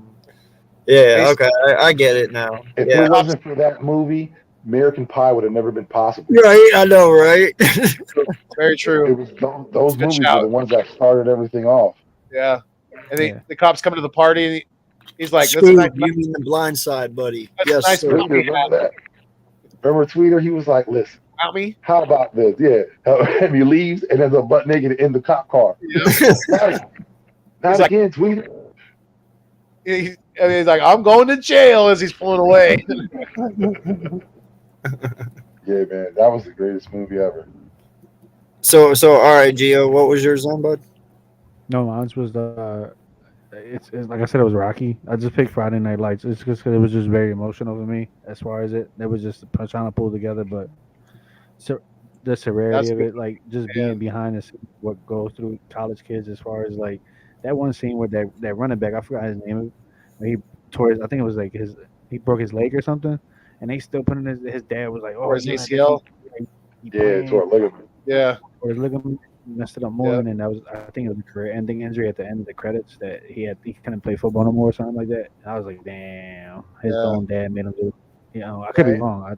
I don't know if he went to college or he didn't go at all because that injury kind He of did. messed him up. And then, oh, okay, Yeah. it's been so Yeah. long. He ended up just like getting a job for the city or something like that, I think. But Oh, okay. that's a good shout out, Gio, because that's the movie that really showed me that Tim McGraw can act. I knew he could sing country like a motherfucker, but Yeah, he can act. That dude, he can act. Is very, very good. Very good Yeah. playing a drunk, abusive father like that went through a lot of trauma himself. And he's dealing with it in a certain way. Maybe not the healthiest way. Definitely not the healthiest way, but great job of acting in that movie by Tim McGraw. Yeah. yeah, I think I might date myself with mine, but mine's for me, like as a kid growing up, I remember this, like it struck a chord. It was the program. And it showed you like the life of a college athlete, how it really was. Like colleges don't care for student athletes. And student athletes, when they're in colleges, they're basically kings of the castle. So when you get those two mixed together, there's a lot of bad things that can happen. It was a great movie about a kid, that could have been a good quarterback in the NFL, but he knew football wasn't for him and he made that decision. There's other stories within that too, when you have the kid coming out of high school who's on that scholarship and needs to play his best and Right. doesn't live up to that ability at first, then has to work his way through it. And you have the kid who was the lineman, the linebacker that's been taking steroids. He does everything that the program wants him to do, through whether he's injured or not, he's on that field. And it shows like that life of your first year in college compared to other people who've been there for a while and how you're introduced to a new life. That was a crazy movie, growing up watching, especially when you seen the drunk kid lay down in the middle of the highway because he didn't care about his life, and you just see cars flying by him. That was something wild to see as a kid. Definitely. Yeah, We Are Marshall. That's another good one. Good shout, Big That's D. one of the saddest movies ever. Though. Yeah, it is. Let me give you guys one more honorable mention. Brian Banks, the story of Brian Banks. That Brian's was a story. real good movie. Yeah, it was a Yeah. fucked up situation that he was in with his baby mom. Like literally, like extorting him for money and everything. And the mom was involved in it. Oh man. Yeah. Any Given Sundays are also another. Oh, you mother trucker! I didn't go yet. Oh, I'm sorry. Neither have I. Damn it! I'm just kidding. It wasn't mine. It wasn't mine. It's okay. It's okay. Go ahead. I got another one in mind anyway. Go for it. There's one that I know probably you've never even seen or remember, but there was one done. I can't remember the name, but it was Goldie Hawn, Woody Harrelson, and Wesley Snipes. Goldie Hawn played a high school football coach that went to like an inner city high school. She was going through a divorce and almost lost her kids because she's coaching an inner city football team. You didn't watch that one? I have to look it Get up. set, dude. I want to say it was something like I want to Wildcats. say Washington High School. I'm probably wrong. Bobcats, that's what it was. Yeah, the Wildcats. Yeah, that that's what it was called. That was yeah. a dope movie growing up. Wesley Snipes and Woody Harrelson together, man, that was wild. That was their first movie together. Oh, cool. Yeah, you know what the second one was? Was it Money Train or no? No, White Man Can't Jump. Jump. Yeah. Yeah. That's an awesome movie too. Go ahead, AK. I'm sorry, I stole your thunder wrong. It's all right, dude. Yeah, all right. So since you took that one from me, normally I'd sit here and I'd be the normal me and say the Replacements and all that, but I'm not going to do that. Even though that is one of my all-time favorite movies, The Replacements, hands down one of Keanu Reeves' best movies. But listen, man, I'm going to go a little different route here. I'm going with Jerry Maguire.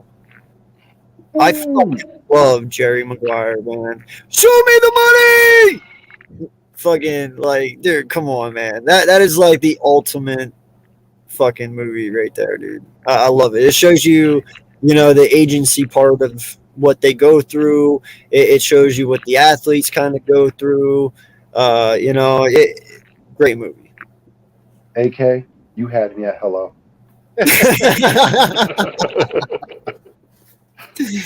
Yeah. All right. Well, I'm gonna give you my top three, and then give you a definite honorable mention. My top. Radius is good too. So I'll just do this. So number 4 for me, I'll do top 4.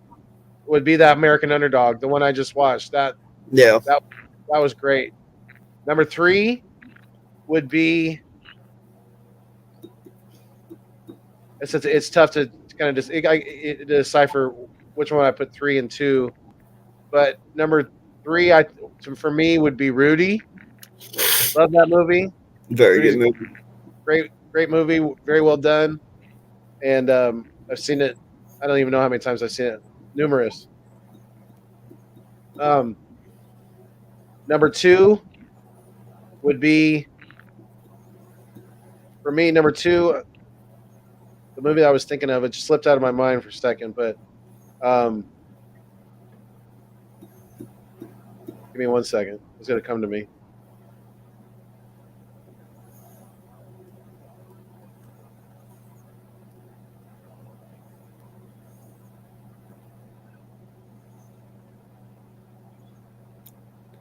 Yeah, the one you were talking about earlier with I've seen that movie a bunch of times too. No, Gridiron. Oh, Gridiron Gang. Gridiron Gang.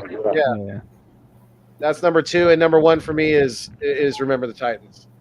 That's my number 1 all-time football movie. Just the sayings, strong side. If you know somebody's seen that, you could say that, and you know what there's so many like what is pain? French bread. What are deep army clothes? Yeah. I want some more. I want some more. Just the faces that Bertier makes, like when they're, when they call a team meeting in the gym, and they, when they're doing the cheer and they're hyping, some of the faces that they make, stuff like that, it's hilarious, dude. And it was very emotional, very good movie that you could watch it 1,000 times and it still make you cry. Dude, anytime you see a quarterback with long hair, what's the first thing you gonna call him? Right? Sunshine. No, like I like some of Big D's here. Radio. That was a very good one. Water Boy. But you also got the Leatherheads too. I got one. I don't know if you've seen it, but Last Boy Scout. That was a football movie. I love That's that a good one too. Yeah. Wayans and was it Bruce Willis? Yeah. I guess, if you can consider Die Hard a Christmas movie, then Last Boy Scout's a movie. I consider, that is my favorite Christmas movie. Right? No shit, good shout. I watch it every year.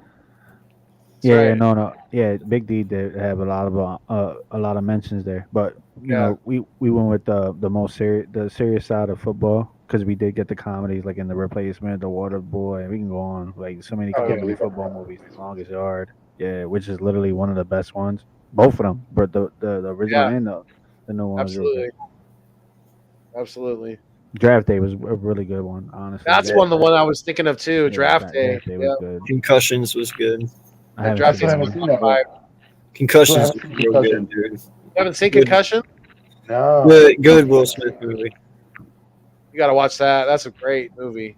Very well done. There's 2 movies that I can't watch. Concussion was one because I don't know, like it's a little too dramatic.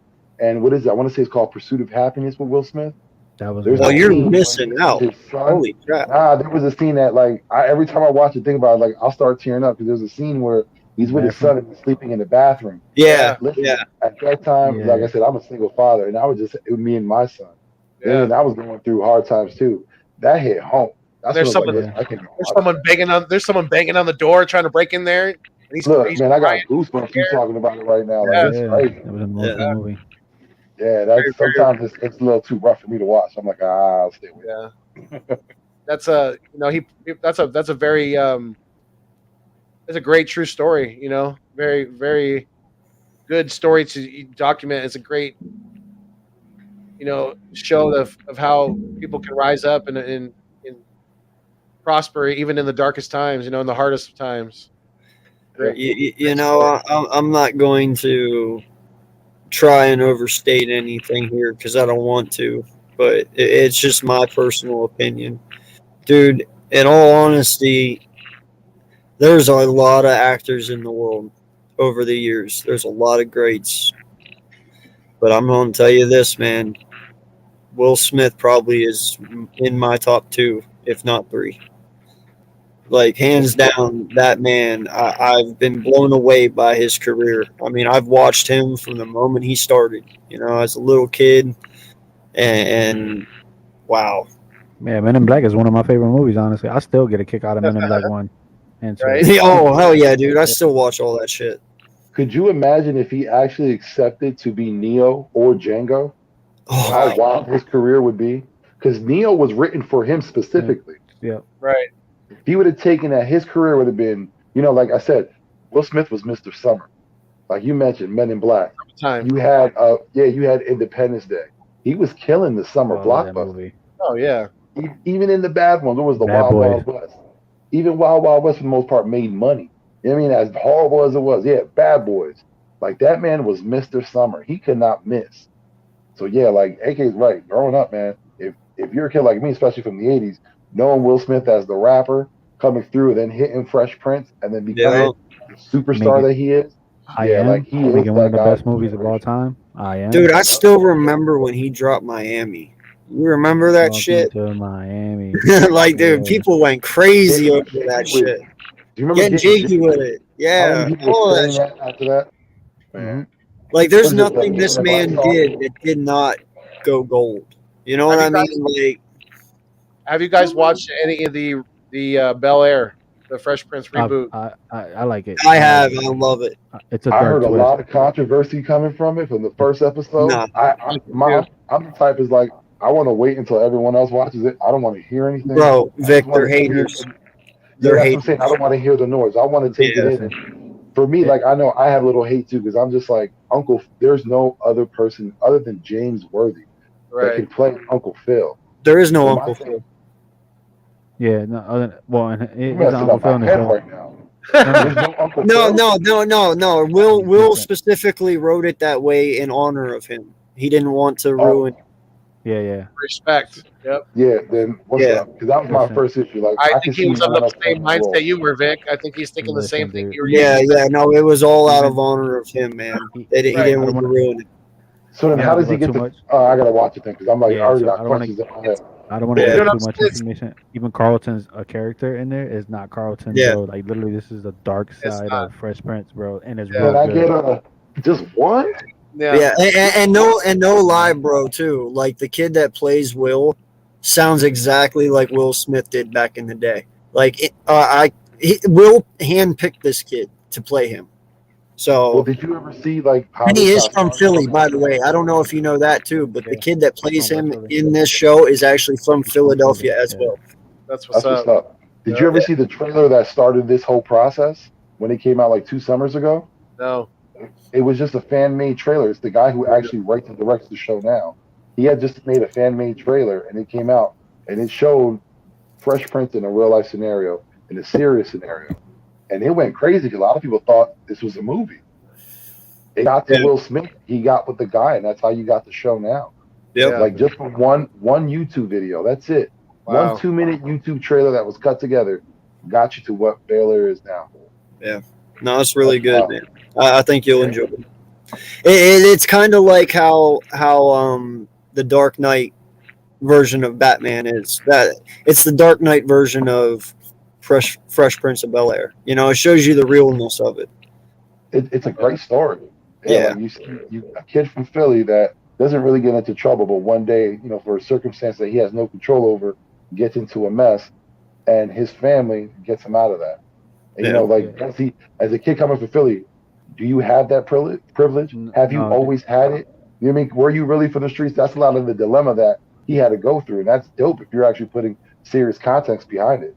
Yeah, dude, it's a true story. I wasn't raised by my parents because they couldn't afford having all of us in one house. I ended up with my grandma. I was in the streets all the time, man. I already know if you hanging with the wrong crowd, that's what's gonna happen. They sent me Yeah, away for school. Once I got into too much trouble, they sent me away. yeah. You got to do it for the benefit of the kids Hmm. because the era you ain't in, that you're in right now, that's what's going to corrupt those kids. So yeah, they made the best decision of getting them out of there. You know, for your parents, they did the best for you too, trying to get you out of that bad situation. Yeah, but I'm all about it. I'm gonna have to check it out. But I'm gonna wait. Is it something that all It episodes are released, or you're waiting weekly for an episode? weekly.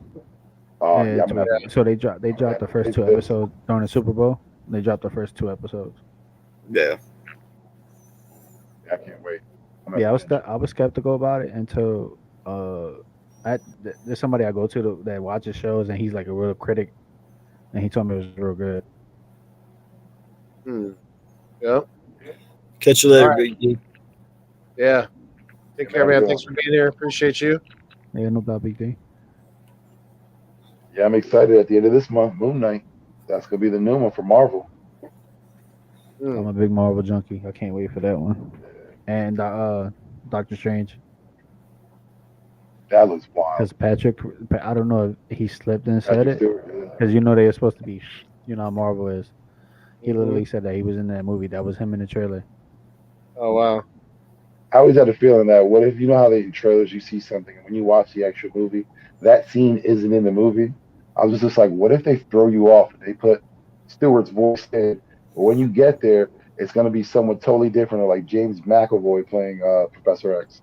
Yeah, they do that. So, and then now there's a rumor going around that there's paparazzi following Hugh Jackman, Ryan Reynolds, and what's the guy that played Ryan Donovan, but he played Sabretooth in the old one. Oh yeah, I know who you're talking about. They Yeah, was yeah, Ray. caught they was caught coming Liev out the Schreiber. same, yeah, so they was called out the same studio that uh what's his face, the main character from Doctor Strange, this guy's name Ben, I don't know his But they name. Cumberbatch. Cumberbatch. Yep. Yeah, Yeah. coming back. Yeah. So they came out of a meeting together, and then it was like a leaked photo, but now you can't find it. It's deleted. Like Disney Oh wow. removed it. Like they They're did the trying to same thing cover with the Spider tracks. Man. I'm good with the secrets. I don't need paparazzi following people and like leaking photos. We can cut all that off. I'm good with the experience of seeing it when it comes on screen. Yeah, Yeah. that's what happened with me with Spider Man. I ended up seeing it in a home copy, if you could so to say, because like they ruined it for me. And then I went to the movie theaters to go see it. You know. Yeah. Yeah. I recently watched the last James Bond movie. That was pretty emotional. You Ye- know what? Because I was been a big fan since Casino Royale, I which didn't see it. Yeah. with Daniel Craig. He is to me he's been a very very good James Bond, if not the best in my opinion. And Please tell me Tom Hardy got the new one. No, I don't they. think they Or announced was it it yet. or was it ex Superman guy? No, I want. If anything, Jim Cavill. I who want got what? The new supposed to be- James Bond role. It was between Tom Hardy and the old Superman from the Oh, Henry movies. Cavill. Henry. I thought Henry it was Cavill's smooth. No, That's the smooth dude. Yeah, but Tom Hardy's a fucking beast, dude. yeah, I don't think he, yeah, I don't think he has the time. I don't think For Henry me, Cavill has the time. my I pick's think gonna they be Idris yeah. Elba. You Yeah. throw me some Idris Elba in there, cool Boom. dude like him. Boom. Listen, you know Yes. Idris is slaying women left and right. He's got the English taking, accent too. He's already got the English accent down. and you know he can play the killed it action in role. Luther. And Luther, Hey, he Yes. was very good. Even in no, that Calvin and Hobbes, that movie Yeah. where he was playing the Black Superman, yo, Yep. he was sick. Yeah. no lie, dude. I always wanted to see the first ever bold Bond, and it be Jason Statham. Yo, No lie, you had a blonde Bond, you had a brunette, or you had a brunette blonde, and now you got a bald Bond. I'll take Just it. have I it thought they were be Statham. I thought they were passing it to the I thought I had heard that they were passing it to the black Rookie. female actress that was in this last one with him. she's the current 007, but she's not like actual playing She's not- Bond. She Yeah. just has the title of 007. Okay. That was the big thing around That's it. what it She's was. Okay. You could say she's like 006, like Trevelyan, whatever, from GoldenEye. Yeah. She's Yeah. like that. That'd But I be- heard Tom Holland was actually in a run too to play Bond. What? And middle kidding shoulder. me? No. Spider-Man. Spider-Man himself. No way. Hey, Oh, let me. Too frail. The He's Uncharted very movie small for me. was good. Uncharted For movie was me, good. I think that kid right now should be making Back to the Future with Tom Holland. Get Jim Carrey can play Doc. Get that done right now. Yeah. No lie, man. I've actually really been big into the Kingsman That's a good lately. series. That series is fucking dope, man. And that's a new like Indiana Jones / Jason Bourne type shit, you know. The We're villain definitely lady, Watching the one. the villain lady from the first one with the blades for feet. Yeah, Easy, dude. dude. Crazy. And then in the second one, the briefcase. Like bread. Yeah, and then in the second one, the briefcase that was a machine gun. I was like, no fucking way. I like that Eggsy character. Shit. I like it in the first one. How he, I mean, like he's still London Street, but then when he got to get cleaned up, he's about that life too. Mm-hmm. Yeah, that kid from the Kingsman movies, he might be able to pull off Bond. He's supposed to be in a run for Wolverine. Yeah, he can pull Yeah. it off. Him and Daniel Radcliffe, I heard, are heavy in contention. Daniel see Radcliffe I want to as see. Wolverine. He's too small. There's no way. He's too fucking small. That's the point. Wolverine's a smaller character. Like a lot of people, you know, that's what Kevin Feige. Like Just that because he was original Harry, small because he was Wolverine. Harry Potter doesn't mean he can pull off Wolverine. Wait a second. Wolverine was not small. Wolverine's only 5'2" in the comics. I'm not talking about that. You gotta have fucking muscle. He don't have enough muscle. Oh yeah. Oh heck yeah. Dude, if Daniel Radcliffe comes out here looking like a fucking lobster, all big and shit for this, I'm gonna laugh my ass off. I always thought Tom Wolverine Hardy should play the role. Yeah, well, they would never pick a big guy to play. Wolverines are small in real life. They're small, but they are one of the deadliest animals in the forest. They will fucking kill bears, dude. And they're only about the size of a big dog. You know, But I mean, look who just played him. He's a big guy. Yeah, He's pretty muscular, and that's what I'm saying. Daniel Radcliffe is not muscle like him. he got to take steroids or something. There you go. Yeah. Here's one. It was person. Radcliffe, Taron Egerton, who's Eggsy from Kingsman, and I just forgot the other guy that they mentioned. But it's all This one. smaller guys. Henry Cavill was said too, but I doubt that.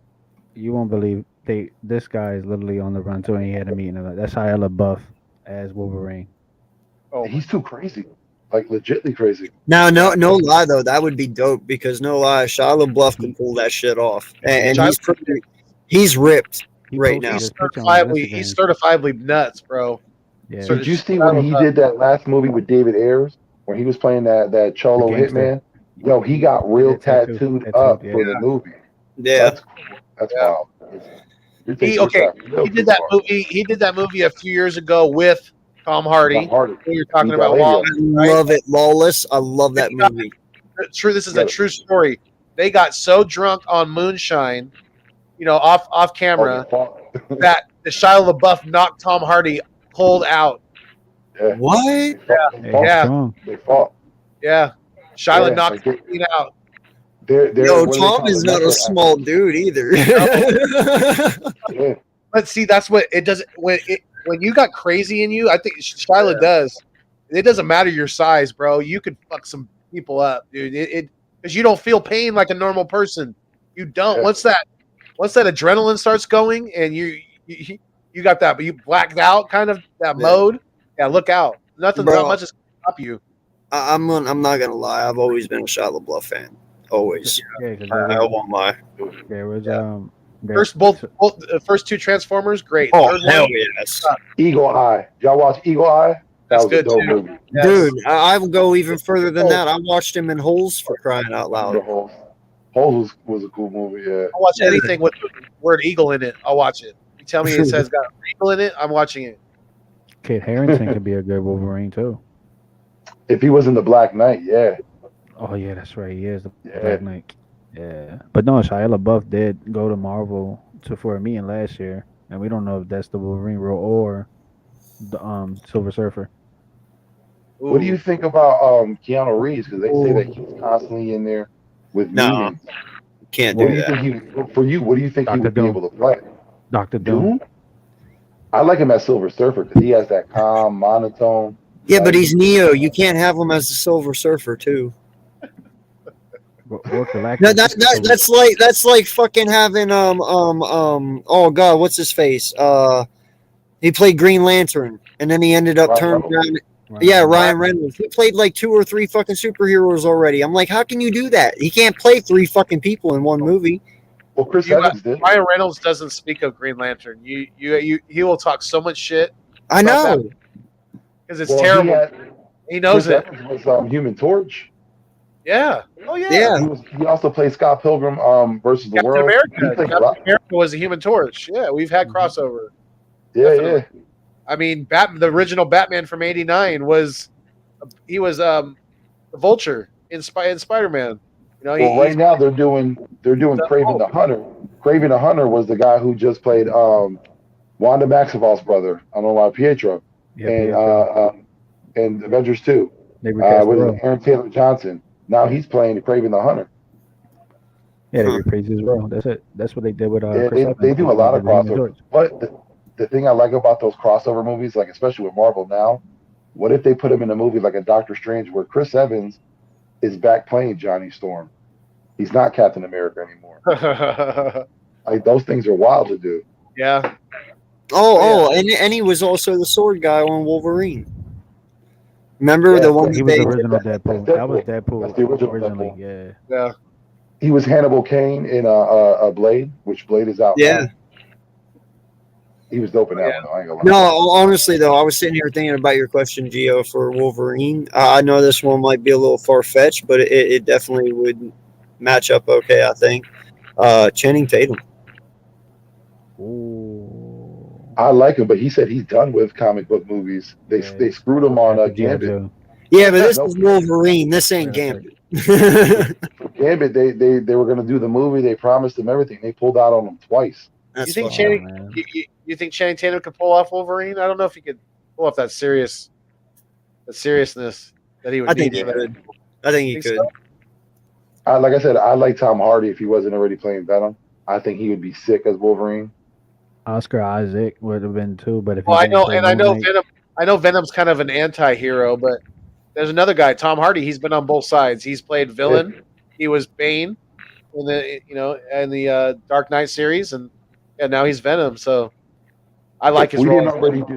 If we didn't already do Old Man Logan, I'd have Mel Gibson play Wolverine. Fuck that, Jason Statham. Do you guys know? You guys know that Tom Hardy does the voice of actual Venom, right? Yeah. That's pretty cool. It's neat. But Tom Hardy can play a lot of it himself. Yeah. I like when Matthew McConaughey, for me, he needs to be Norman Osborn. There's no one else that should be Norman Osborn but Matthew McConaughey. He got that hair. I always think about the wavy hair. that's like me saying that. Yeah, true. And I wanted William Dafoe to play Joker. He looks just like the Joker. Voice, everything. I heard the guy from Eternals is playing the Joker now. If you watch that movie, he played Druid. I gotta check. They're saying that there's possibility that he's actually in the Batman movie, but it's just like behind Pattinson. You don't know. He's smiling, and it's gone. You know who I think would make a good if they wanted to make a dark, or maybe not a super dark, but a dark urge Spider-Man, or anyone with a villain of Kingpin. I think John Goodman would make a good Kingpin. Yeah, John. Well, I don't know how is he still big? He's just it doesn't matter. Even if he loses weight, he's still a big guy. You know, he's like over 6 foot. Him or Jeff Bridges, he could play Kingpin too. You balled him up like he was in the first Iron Man. Yeah, he could pull that off. Vincent D'Onofrio played a pretty good Kingpin. Yeah. You ever watched the Daredevil series on Netflix? Yeah, he's crushing that dude's head into the car. That's wild. Yeah, you could make it The Rock. Ooh, I like The Rock if he's playing Black Bolt. I don't know if y'all know who he is from the Inhumans. Black Adam. King Black Bolt. He can't speak. He's the most powerful mutant, or what do you want to call him, in Marvel. Yeah, he can't even speak. That's how powerful he is. Wow. Yeah, but I'd take him more serious as a gangster, though. Ooh, Scott Eastwood. Yeah. Oh man. Who's Scott Eastwood? Yeah, that kid doesn't get that. Clint Eastwood's son. Yeah, I was thinking that Wolverine too. I'll have to look him up. Or even another role that I think he could play is Cyclops. Well, that's supposed to be what. Yeah, he could play. That's what. All right, so Channing Tatum can You play want those- Cyclops. yeah, You want those So- pretty boy assholes to play Cyclops. Channing Tatum, right there. Yeah. Yep. Oh man, I'm trying to think of who was the oh fuck. Hold on. Go ahead with what I'm trying to think of an actor's name here. no, I was gonna say that the kid from Kingsman that we said that was gonna play Egerton. Taron Egerton. Supposedly he tried out for that Cyclops role too. You know that makes sense. Oh, as for well what? For him. Future Past. Oh yeah, Oh, bring them back. Why don't you just bring them back? The Yeah, kid he from looks Future like his- Past. Scott Eastwood looks like his dad. He looks just like his Yeah. dad. Hey Vic, help me out here, man. The movie with Matthew McConaughey where he had STDs.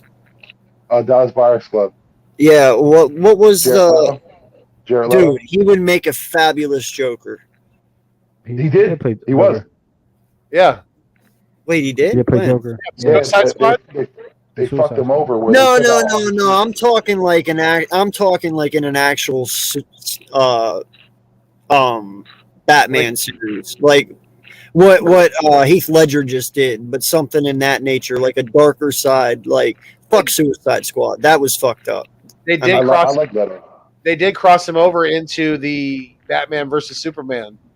That's Yeah, that's true. in that. Yeah. He was in that, That was too. a better role for him. I stopped watching that because I actually really hated that movie halfway through. Nah, they need to do a release the Ayers cut because he in the Ayers cut the Joker's the actual villain. They don't play Right. that thing with whatever is that old witch, whatever the hell they did it. Yeah. That wasn't even the story. It was the Joker trying to get Harley Quinn out of the jail and him coming after the Suicide Squad. Yeah. That's a good movie in itself. So if they release the Ayers cut and you see that different side, I wouldn't mind Jared Leto coming back as a Joker. And even if they do that Batman movie in the future with Superman and Darkseid being on the same side, I wouldn't mind it. Yeah, I just think that Joker was kind of cheesy, man. Like I remember now in Suicide Squad, like he had a grill and all that shit. And Yeah. it just really felt cheesy as shit. You know what I mean? Yeah. If you think about it, the Joker had Worst different Joker ever. personalities. You had I can't remember his name, the Romero dude, the beginning. Yeah, Cesar first Romero. one. Yeah, Yeah. Basically, Romero being like the actual clown one, the Joker. Then you had the narcissist one in Heath Ledger. Then you had this gangster looking one in Jared Leto. I just thought it was a different Joker for everything. Like Jack Nicholson was the perfect Joker, but you got Yeah. two different versions.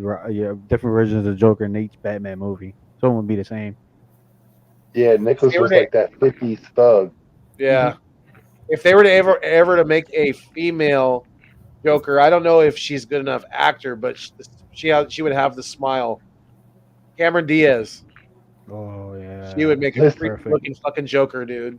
You're saying the female Joker. I love that movie. Like if anyone watch Flashpoint, the reason why there's a female Joker is because Bruce actually gets killed in Crime Alley.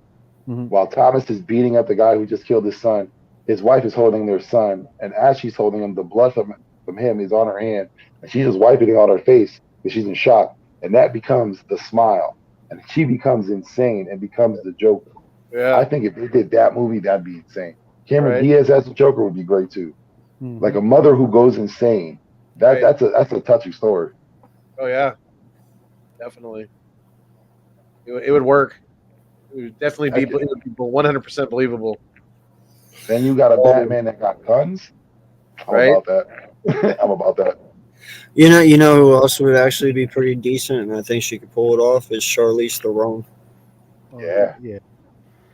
Yeah. She could Yeah. pull it. I think she could tap into crazy pretty quick. She's There's a another. hell of an actor. There's another good. Some people make fun of it, but there's another good Will Smith movie with her in it, right there. Hancock. Hell yeah, Hancock. Love that movie. Yeah. Monster was a sick movie. Yeah, was Yeah.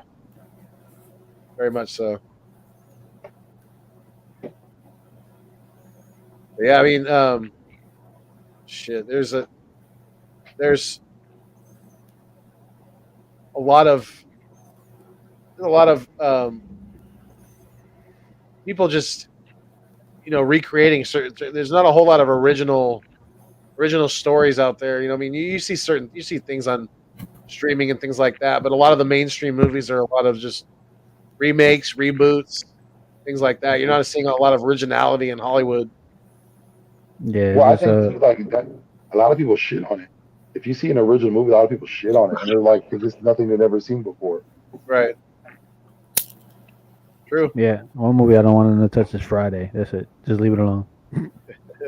Yeah. Yeah, that'd be crazy. In the future, yeah, leave that shit I'm alone. telling you, I could if you give me a connection with Sylvester Stallone, I'll have you a script written up within a week for Over the Top 2, and it would be very good.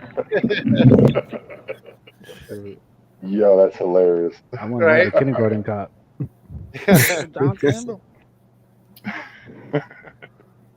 That'd be crazy if Schwarzenegger brought back that role. That would be amazing. Yeah. You know what they could do, and I know probably people were like, "Why are these kindergartners texting? What has happened?" You could redo The Godfather. What do you mean you are tweeting? You're only 5 years old. You should not be tweeting. If you put The Godfather and said Michael's from a Mexican cartel or whatever like that, and switched it on that angle, that'd be crazy. Yeah. I'm actually excited for speaking of the Sicario series is gonna wait on the third part, the final one. Oh, I didn't know that. Yeah, they're making one more. The what? We're running Sicario. Ooh, that's gonna be Sicario. good. That's so a the third that's a part. good series. And I don't know if you ever seen it. You got to see it. It's real good. It is. They need to bring back what's her name, Emily Blunt. Well, she is coming back on the third part. Oh, that's what's up. There. Yeah, Remember how they're she gonna left? close that part. Yeah. No, the ending did not. Yeah. Wasn't it in like the first one Yeah, the first one. where she was about to get killed and he saved her? Yeah, Like he took the bullet out. that one dude was like he was about to rape her and murder her. Like he was about to. He just strolled right in and was like, I think he puts a gun right to the dude's head and it was just like without him she would have been toast. It was crazy. He only had 2 rounds in that bullet. That's like he knew that guy was there, and then he took the last bullet, put it on the table, the gun, and walked out. Yep, he only needed one. That was a cold movie. When he sat down, he was like, "Listen, everything you did to me is going to be returned right back to you." Yeah, that's cold stuff. No, you know the two. You know the two that they need to come back with is Game of Thrones. You need to start that back up. Figure out, more to that. With their water bottles and their Starbucks in the background. Hey man, that show was awesome. I've never watched it, to be honest with you. You could do like a prequel to that. Huh? I said you could do like a prequel to that. That would make a lot of sense. Well, the prequel is coming out on HBO Max. I'm sure they can make a movie. Yeah, That's awesome. What is it that in Game of Thrones is everyone becoming the king or whoever's the top that rules? So that could just be an endless series of people constantly. Yeah. Well, that's what. And then the other one, huge fan of, man. Figure it out, Sons of Anarchy. Gotta figure it out. Can I just say something about that show? One thing that I hated about that show was the fact that Jax died at the end, like his father. When you knew the whole thing from the beginning of that show was he wasn't trying to end up like his dad. Right. No, what a twist, right? No, dude, what I want is the before. I want to see the story from how his dad created the shit, him growing up to his dad dying and Jax being a kid growing up. I want to see the before, how this all started. That's what I want. Oh, there was some betrayal between Clay and his wife. Exactly. Yeah, I want to see how that all developed and went down. And then after you're done with that, I want to see what happens after Jax dies. What are you going to do with it afterwards? Like, that's 2 things you need to clarify. I want to see. We've all heard it, but we've never visually saw it. How long has it been done? How long has it been off air? 2015. Well, they brought back the Mayans, the prequel story, and it's supposedly all tie in within the Mayans. Oh yeah. The Mayans, though, that was in the Mexican side of the cartel, though. That really, it does have that in it, but it doesn't focus on the Sons. Okay. general. I'm talking. I want just the son story, the beginning. Because he developed this shit in Ireland. That's where he first started it. So like you got to go all the way back to Ireland, and that other chick that was in Ireland, I forget his name, but that was actually his second wife. Remember, she ended up being his second lover or wife or whatever. 2008 to 2014, Vic. Yeah. I would say if it had been like late enough for the boys to see how they grew up, like Cain and Abel, that'd be pretty cool, right? I just know. I heard Jack said he kind of doesn't want to do it. Is what I'm feeling. That's why it's never done it. But I don't know. He might change his mind. One show they should follow up on is The Shield. Yes. You see, if anyone watched it, you see how it ends with Vic becoming an FBI agent. He gets away with everything, but it was kind of left unclear because it looks like the FBI or whoever he was with might still want to take him down. And what way would he have gone out of it? Another one I used to like back in the day, I was pretty heavy into the series, was Rescue Me. I don't know if you guys have ever seen that with Dennis Leary. Hell yeah. That fucking show's fire, dude. That was hella good. Hella good. FX had a run with their shows for a while. I was even a big fan of Nip Tuck. Oh yeah! Oh my God! Fuck! Do you remember Always Sunny in Philadelphia? They hit it out of the park with all that stuff. Do you remember in the second season of Nip Tuck when they had the Carver? Yo, that whole storyline was bananas. Oh, I think I do. Yeah, that was crazy. Yo, dude, they watched it go back into DVDs. Yeah, about some gorgeous women in that TV show. Wow. Yep. The one where I want to say it was Julian. That's his real name. Christian. Where he's with the bigger girl and she puts the bag on her head and stuff like that. She still goes through it, and then she flips it on him and makes him feel like the idiot. Yeah, yeah. That show was just wild. Yeah, man. No, that was so, dude. That is one. The two that you were just talking about, Rescue Me and Nip Tuck, they're two of my wife's favorite TV shows of all time. And I didn't even know what Nip Tuck was until 2010. Oh wow! Yeah, and when she had me watch it, I was instantly hooked. I was this is fucking awesome. It's the wildest kind of like reality you would be able to see. Like they push the limits on TV. Yeah. Like a lot of people don't realize the reason why you're able to see the things you are is because of Nip Tuck. They push so many envelopes, it's not even funny. Like you can curse on TV now because of that. Yeah. That was all Nip Tuck. Dude, and no lie, man, like some of that shit was really hard to watch. Mm-hmm. I don't lie. Yeah. Like the shit his son went through. Oh my God. Yeah, that was wild. And even just the characters themselves, like the doctor, the things that they would do in the situations they put themselves in. Like those are like a lot of it for the most part real life. You do see doctors that have advantages, they take drugs, they go too far, get a little excess. But you see how when you try to bring it back in and you can't, you gotta deal with the demons. That's a wild show. Yeah, dude, Christian, he was definitely something else, man. He lived the baller lifestyle. I don't know who exactly to blame for that whole thing falling apart. I'm gonna lean more towards Christian on that one, but what was his partner's name? Sean. Yeah, Sean didn't help much either. I mean, he had his own affairs that he did, and so. He always thought he was better than Christian when he was just the same. Yeah. At least Christian wasn't quiet about it. He let you know up front what he was. Yeah. Yep. Yeah, that's a great show, man.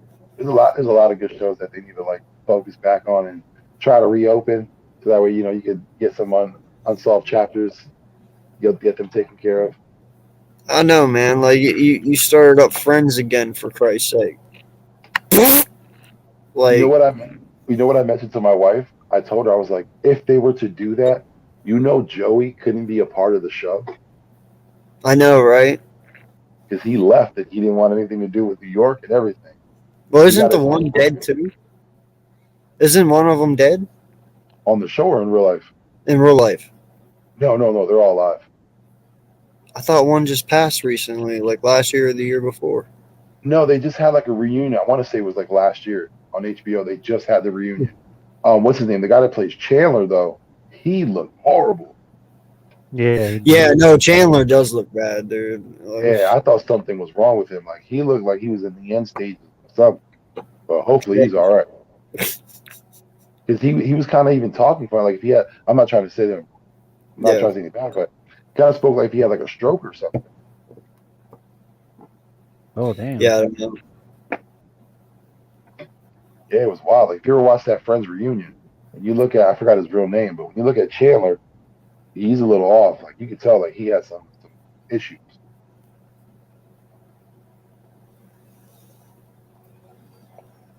Man, who's someone you guys haven't seen in a while, actor wise, like just vanished? Rick Moranis. Rick What is that? Rick Moranis. You know, Honey, I Shrunk the Kids. I mean, He retired. Oh, okay. Retired because his wife died. Yeah, Rick Moranis. He retired. He wanted to spend time with his daughter because his wife died. That's why he wasn't in the new Ghostbusters. Everybody from the old one except him was in the new Ghostbusters. Steven Did you Seagal. watch that? It's good. I did. It's good. The ending You all like scene was kind of got a little emotional when you saw Egon, Yeah. Yeah. Yeah. right? I looked at my wife. I was like, "Yo, Egon's in the movie." I got him. Harold Ramos, rest in peace, sir. Yeah, man. Yep.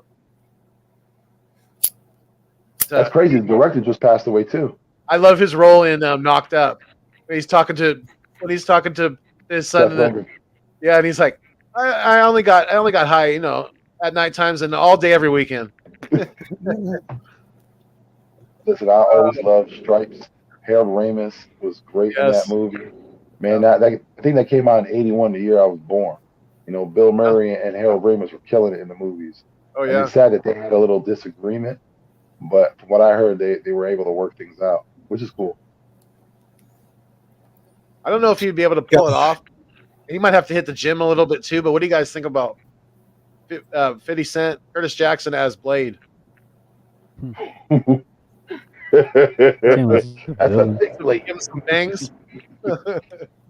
That's not a single blade. That's a double blade. That's a thick blade right there. It's a claymore. It ain't a blade. It was like, damn. I was like, that's more like $1.25 right there. 50 Cent. Yo, did you hear that Seth Rogen might possibly be playing Ben Grimm, the Thing, in Fantastic Four? Really? Yeah, like what's his name? John Cusack, whatever his last name is, playing Mr. Fantastic, and his wife is supposed to be playing the Mrs. Fantastic. Yeah, Emily Emily Blunt. I think that would be cool. Seth Rogen's already been in a superhero movie. Really? What was that movie he did with yeah, that's right. Green Hornet. Green Hornet? Yeah, I like that movie though. I thought that movie was pretty cool. That was good. I thought so too. 1,000 Ways to Die is my ultimate favorite movie by him. Oh my gosh. But that movie is the dopest of dope. I used to watch that show. You ever watch that show? Well, 1,000 Ways to Die, yeah. I used to watch that show. Yeah, Some of that some shit of is the- stupid. I gotta say, some of that shit was dumb. I was like, really? The one that you take. Like the It would one. have to be Tommy by the dumbest I like the one where the guy's an asshole to his girlfriend, and he's having her clean the carpets with like turpentine or something. It's like flammable, and he has her dump it in the toilet, and then he's smoking a cigarette, and he goes to put it out in the toilet, and it fucking blows up and kills him. That's karma, motherfucker, right there. That's karma, That's having a shitty day. right? Remember it was Ron Perlman always doing the voiceover? Oh yeah, the And funniest. no matter what, how tragic it was, he was always shitting on the person that died. Right? Yeah, the funniest one. Speaking of shit, the funniest one I seen was when somebody had a heart attack taking a shit. Yeah. Yo, do you know that? Elvis Presley. That's common, yeah. I know. I heard about that. Yeah. You're straining. I mean, if you don't eat right and you're constipated, right, you're straining, and yeah, that could happen easily. I can see AKA Elvis Presley. Now, you know what I just thought of? One show that Seriously. they need to bring back. It used to scare me as a kid. The music more than anything. Unsolved Mysteries. Oh, Yeah. Unsolved Mystery. I thought you still was Yep. in. They used to That guy was freak me Robert out. creepy as Stack hell. would come out and he Yep. would talk. Listen, Yep. put the light back on. Turn Bro, that light you know, back on. hey, No. you know what they need to remake? Talking old school now. What, Mikey? Goosebumps. Yo, I What heard is they're it? doing Are You Afraid of the Dark? Well, listen. Jack Black owns all the rights to the Goosebumps. Did y'all know that? Really? Jack Black I know that. owns the Goosebumps. That's why he's in the movies, because he owns the rights to all Goosebumps. How did he get that? He bought them. Really? Yeah. They're his movies. They're his books. Everything Goosebumps is now Jack Black's. That's why I said he needs to bring back the TV show up to date. You know, That's I thing miss to do. those TV shows. Remember watching those on Sunday mornings? Yo, I think, Yeah. what was it, The Mask? I think that was probably like the scariest one that they ever had. Yep. You know what I'm Yeah. talking about? Yeah. That one was pretty wild. What was the one where Jack it Black- had to do with the man. basement? The book Yep. with the one in the basement. It was the laboratory. They were doing the Or you all? I know you guys remember this because you guys are old enough. Tales from the Crypt. yeah. That song. You know they redid it, right? They redid it. They already have a new show. Do they? My kids love it. That's awesome, man. That's awesome. Even the baby. Even the baby watches it too. You had speaking of scary stuff. Yeah, I see that trailer. I think it's called Up or Nope. Yup, nope. Did you, dude? I think that's a black hole. If you look at it, I thought that was like that was What? Homeboy's version of Skywalker Ranch. Did you just say black hole? That's what I Yeah. thought he said too. Yeah, so it's supposed to be like the Skywalker Ranch, the Skinwalker Ranch, and then at the end of the trailer they show him like getting sucked, but there's like a black hole in the back, like an actual space black hole. Oh, black hole. Yeah, Yeah. Oh, I thought you said a hoe. I was like, what? A hoe? Yeah, said it when he don't disrespect Miss Kiki Black Palmer hole. like that. You know, like Yeah, I was like, did this heard- man just literally say a black hole? no, it's like go dig a hoe. You know, like it's just a little slang. You know. Yo, those Jordan Peele movies are wild. Have you ever Yes. seen Us? You ever seen like in Us how they have that thing where it was Hands Across the World? Remember, or Hands Across America? Yeah. That was like some It's corny scary. thing they would do in the 80s. Yo, he brought that back and he got me scared as hell. That Now guy. I'm like, yo, what did I see as a kid that probably Right. brainwashed me? His imagination scares the shit out of me. I'm good with Key and Peele. I will stick with that. I like. Did you that. ever watch the new version of Candyman? I haven't seen that. No, I heard it was decent though. It's an awesome movie. Awesome movie. Yeah, I think my stepson seen that before he passed oh, because he was big into horror movies. Yeah. But this one, listen, nope. It's wild. Every sperm is sacred. Every sperm is great. Yeah.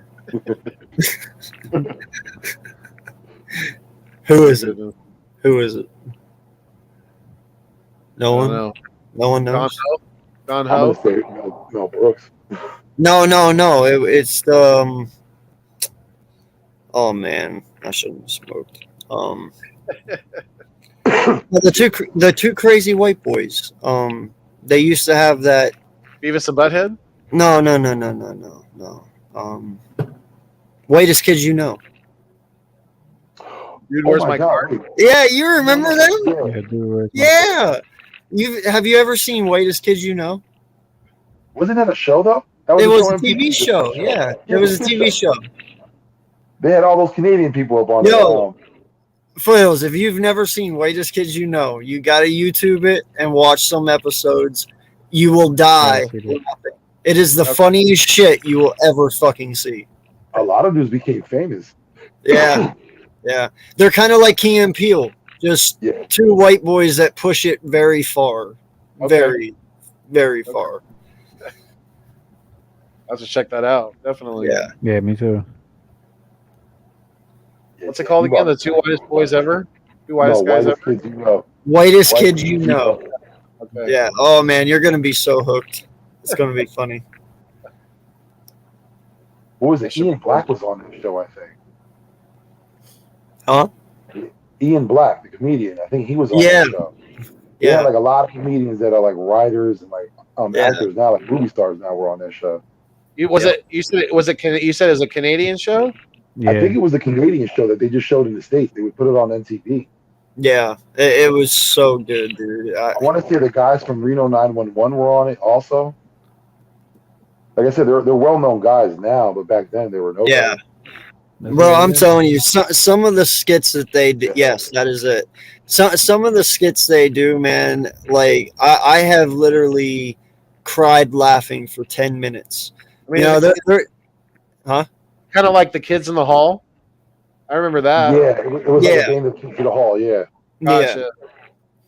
Okay. Like there's this one dude where they're sitting there and the one dude's the son and the one's the father, and then the one dude comes out and he's dressed as the mom, and they have a talent show like a dum dum dum dum dum dum dum dum dum dum dum dum. Like you know what I'm talking about, Vic.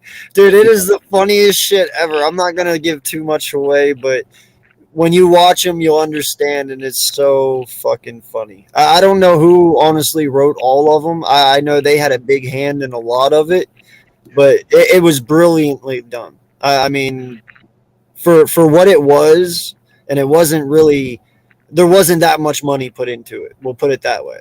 It was very underfunded, but dude, it was brilliantly done. Kind of like the opposite of Waterworld. Yeah. Yeah, like do you remember when they had Mad TV out there? There was another one that was out before. Russell Simmons had a skit show. That was the first time I saw Tracy Morgan when he performed little Barney jokes. But yeah, like they need to bring those skit shows back. Bobby Lee, remember him from Mad TV? He does a podcast. It's fucking hilarious. I don't know if you guys have ever done it. It's fucking hilarious, dude. Yeah, it's awesome. Yeah. Man, there's something this generation needs to do, and the ones below us. We need to get Saturday Night Live back up and going again, dude. That's why. Like, make it big again. It's not big enough anymore, and we've had a lot of great people come through there. One of my favorites, Chris Farley, even though he's gone. But, still. Tommy want wingy. You wouldn't have Adam Sandler without Saturday Night Live. I mean, could you imagine like the movies that he would have done with Adam Sandler, with David Spade? I know. Shrek was made for him. Yeah. Yeah. But no lie, man. Think about it though. Think of all the actors we would not have if it wasn't for Saturday Night Live. How many greats came through there? Tom Hanks. Bill Hader. Hader. Conley, Mike Myers, like it's Bill Murray, Chevy Chase, like it's an endless list. Right. Eddie Murphy. I mean, it goes on and on and on. Dude, there's something on Roku that actually they have every single Saturday Night Live ever on there, and you can watch every season of it. And I thought about taking that challenge on because that's a long watch, but I would love to do it, dude, because there's so many great things in there. Hey, shout out to Robert Downey Jr. He's a Saturday Night Live alum. Yep. Actually, they rebranded his career after he came out of jail. Remember? Yeah. After he got busted what was it? Anthony Michael Hall were him and Anthony Michael Hall were the only two regular actors to ever be on that show. They were only on for one season. Right after that, they got fired. Yeah. Anthony Michael Hall, man, that guy's had an interesting career, going all the way from Weird Science. Yeah. Oh yeah. Come on, man. Who didn't want to make a woman out of some paper? Put her in a printer. Get yourself a little Kelly LeBlanc coming out. Woo! Get you some bras. Put them on your head. Yeah. Will Ferrell. What was his brother's name? Do you remember that? I can't remember his brother's name, but he was a dick. Yeah, I can't remember it either. It was like Bill Paxton played him. Huh. Yeah. He's good at playing a dick. Yeah. Bill Paxton. Yep. I love how I love his role in Bill Paxton's role in not Last Action Hero, but the one that Schwarzenegger did with Jamie Lee Curtis. True Lies. True Lies. Yeah. He scares him in that movie. That's hilarious. He's got him pissing himself. Hey, shout out to Jamie Lee Curtis. That was the best stripper scene ever. Right? Oh yeah. Yeah, she was pushing 40 then too. Yeah. She definitely. She was at, still looking very nice at that age. Heck yeah. Especially when she slicked her hair back too. She got it wet. Oh boy, look out. Look out. Andre was right that day.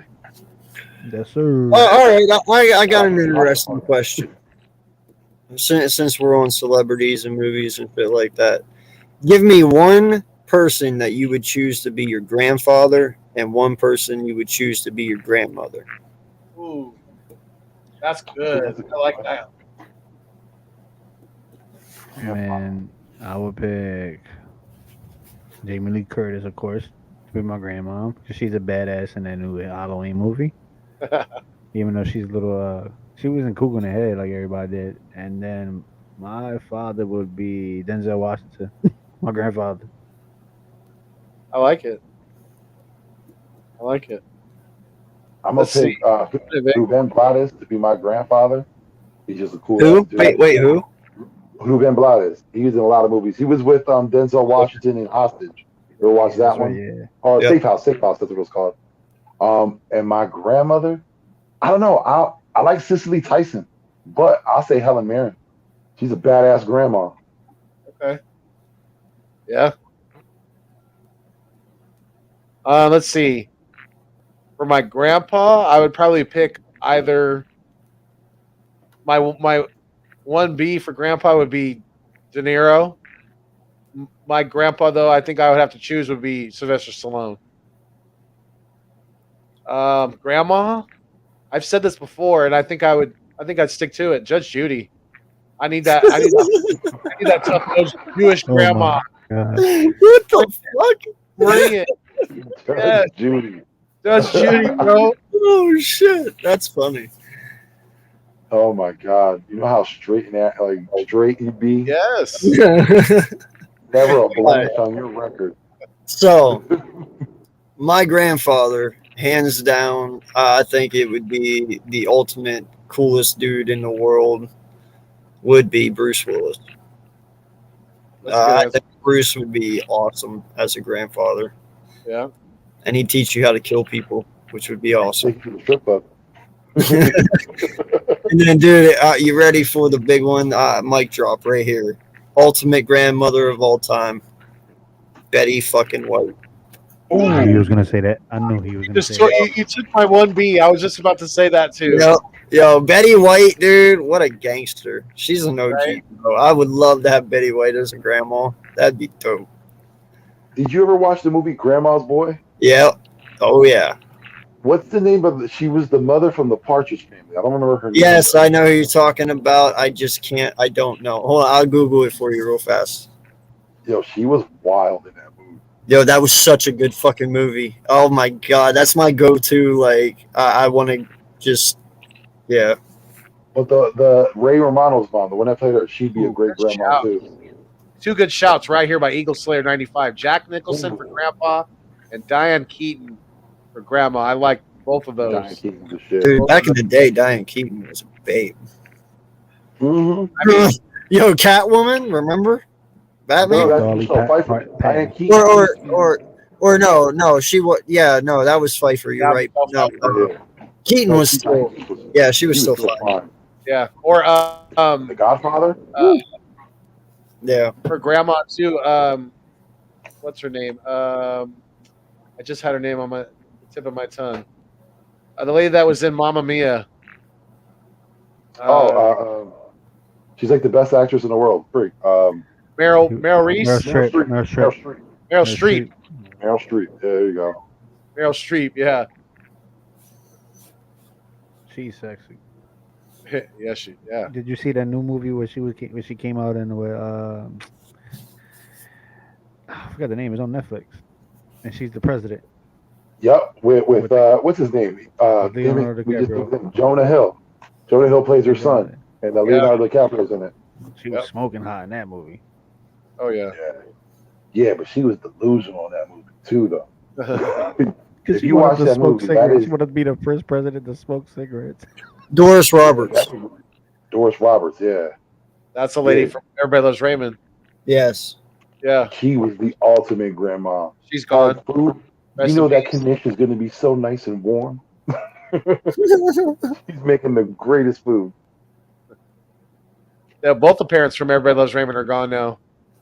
Yeah, Yeah, well, Frank's been gone for a minute, the original Frankenstein in my book. right? Yeah, definitely. They even referenced that on one episode, a Halloween episode of Everybody Loves Raymond. He is Frankenstein. They Oh, that's actually awesome! I didn't know that. they referenced it. Yeah, he's got bolts on his neck and everything. Pretty cool.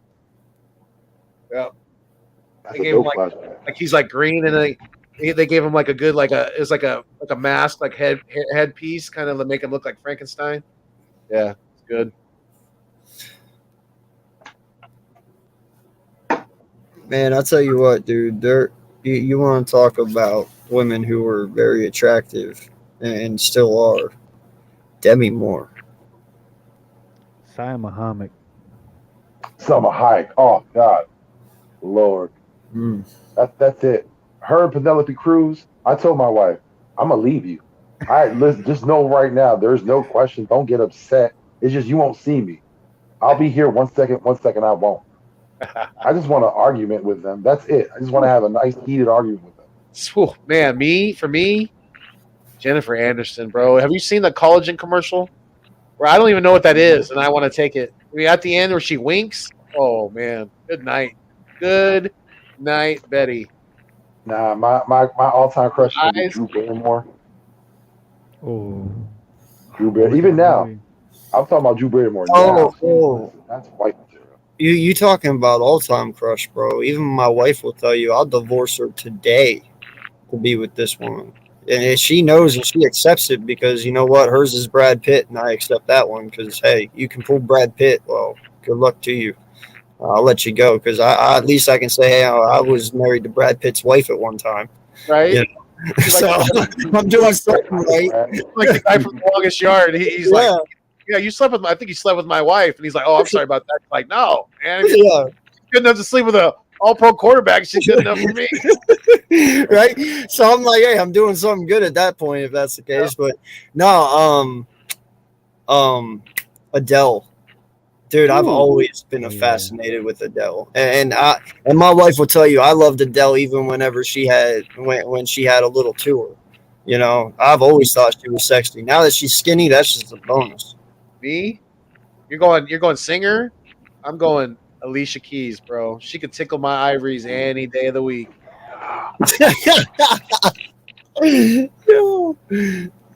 Oh wow! I'm trying to think. Singer. Some people want it all. I just want Alicia Keys. She is bad. She is bad. I'm trying to think. Who was like? Well, I don't know if you ever heard of her though. Her name is Sienna Weaving. Sienna, yeah. She's Hugo Weaving's niece, a South African girl. Yeah, she's bad. If you ever watched the movie Hide and Go Seek, that new one that came out maybe a year ago, she's the main character in that one. Or what's that chick's name from Shooter? That bitch is bad, dude. Oh yeah. Owner's daughter. What's that? The New York Giants. The redhead, Tom right? Barr, that's his daughter. The redhead. Yeah. That's Rooney Mara's cousin. Rooney Mara's another Mara that's a famous actress. But yeah, oh man, she's Kate the first Mara. one. Yeah, Kate Mara. There you go. Yep. She played Miss Fantastic. She's slamming, bro. Yeah, Shooter. She's bad. That's a great scene. Mm-hmm. Definitely. She can nurse me back to health. Yes. Absolutely. I ain't gonna front. I got my girl Anna Kendrick too. But Anna Kendrick with some meat on her bones. Anna Kendrick is that chick. Yo, bro, I ain't gonna lie, man. Like Anna Kendrick from the first, you know, what is it? The music movie, Right? Yeah. Pitch Perfect. From the first Pitch Perfect. Oh boy.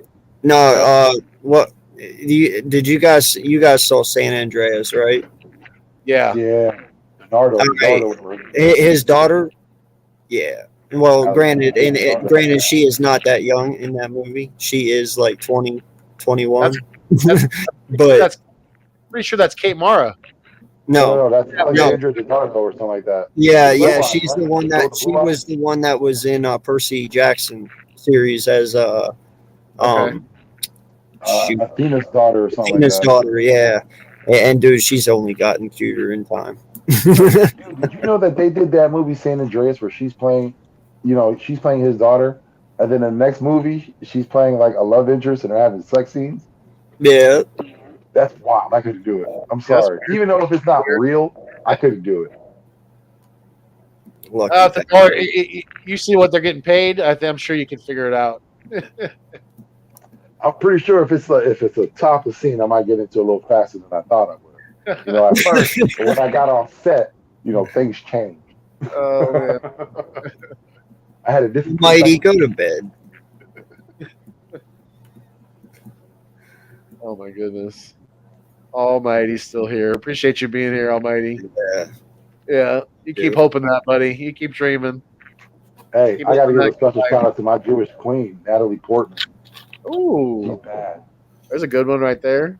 Yeah. Yeah, my wife knows too. That's Dude, I'm banned. I'm banned from watching any Natalie Portman movies. I'll take some. My wife will not let me watch her. There's something about Well, then you can't watch the new Thor. Sarah Silverman that does a little something for me too. Really? Mm-hmm. Yeah. Yo, She got that she's pretty hot. girl next. She got that girl next door look, bro. No, never mind. We're not going down that rabbit hole. Pause. I'll just say she's feisty. I can tell. Oh yeah. Heck yeah. That definitely is not afraid to tell you what's what. I like that. Right. Hey, if Jimmy Kimmel landed it, anyone can. Right. I'll give you 3 beans for Galladay. I'll give you Jalen Rager for him. Not even. I'll give you JJ for him. How about that? I'll give you go. Jalen Rieger, and I'll throw in Andre Dillard. Listen, I'll throw in a Barnett and a Coach Gannon. And No, Harry Rose. they got a pretty damn good defensive coordinator, actually. Mr. Winky. Sir Winks a lot. Yep. Captain Nicky. Yeah. We'll see how good they respond to it. Well, guys, we've almost been on for 3.5 hours. Been a good stream. Has it really Definitely. been that long? Yeah, Jesus. yeah, no. Going on, But it's yeah, over we're 3 right on hours, time 20 again. minutes now. So, yeah, I mean, is there anything else you guys want to chop it up about? If not, we can just do some closing comments and let everybody know where they can find you at and all that good stuff. Let me just throw an honorable mention because I don't think anyone mentioned her. Anna de Armas.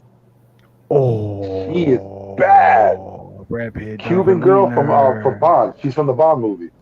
Yeah, she played a lot. She played in. She was in Out. what is it? was a good Knives movie. Out. Oh, Knives Out was a good movie. I can't wait for part 2, bro. Or I can't think of her she name. was in- The chick that played Colombiana. Oh, that's Zoe Saldana. Yeah, Zoe. Yeah. Yeah, Zoe. Yo, real quick, I want to bring something up. Have you guys Yeah, seen? yeah. Have you guys seen Lenny Kravitz's daughter, Zoe Kravitz? Catwoman. Yeah, she's bad too. No, I definitely, and this is back on football real quick. I really, really, truly think Doug Peterson is going to make Jacksonville a winning organization. I'm not even lying. What are we considering a winning organization? Above Way better 500? than what the fuck they're doing now. Yeah, yeah. Like I see them in 2 years making the playoffs. Ooh. Those are some lofty expectations. Dude, listen, man. I know there's people out there who didn't like him, I guess, so to speak. I don't think he was that bad of a coach. I really don't. You know, hey, shit happened, shitty situations. A lot of people were not happy, so things didn't work out. But if Jacksonville treats him right and he gets what he wants as a coach, and he doesn't have to fight anybody, I believe he's going to succeed very well there. Even if he's calling the plays? Yep. Well, he's pretty much the GM right now. So it looks like he has a hold of the team. Mm-hmm. Well, yeah, I mean, I think they're going all in with Doug.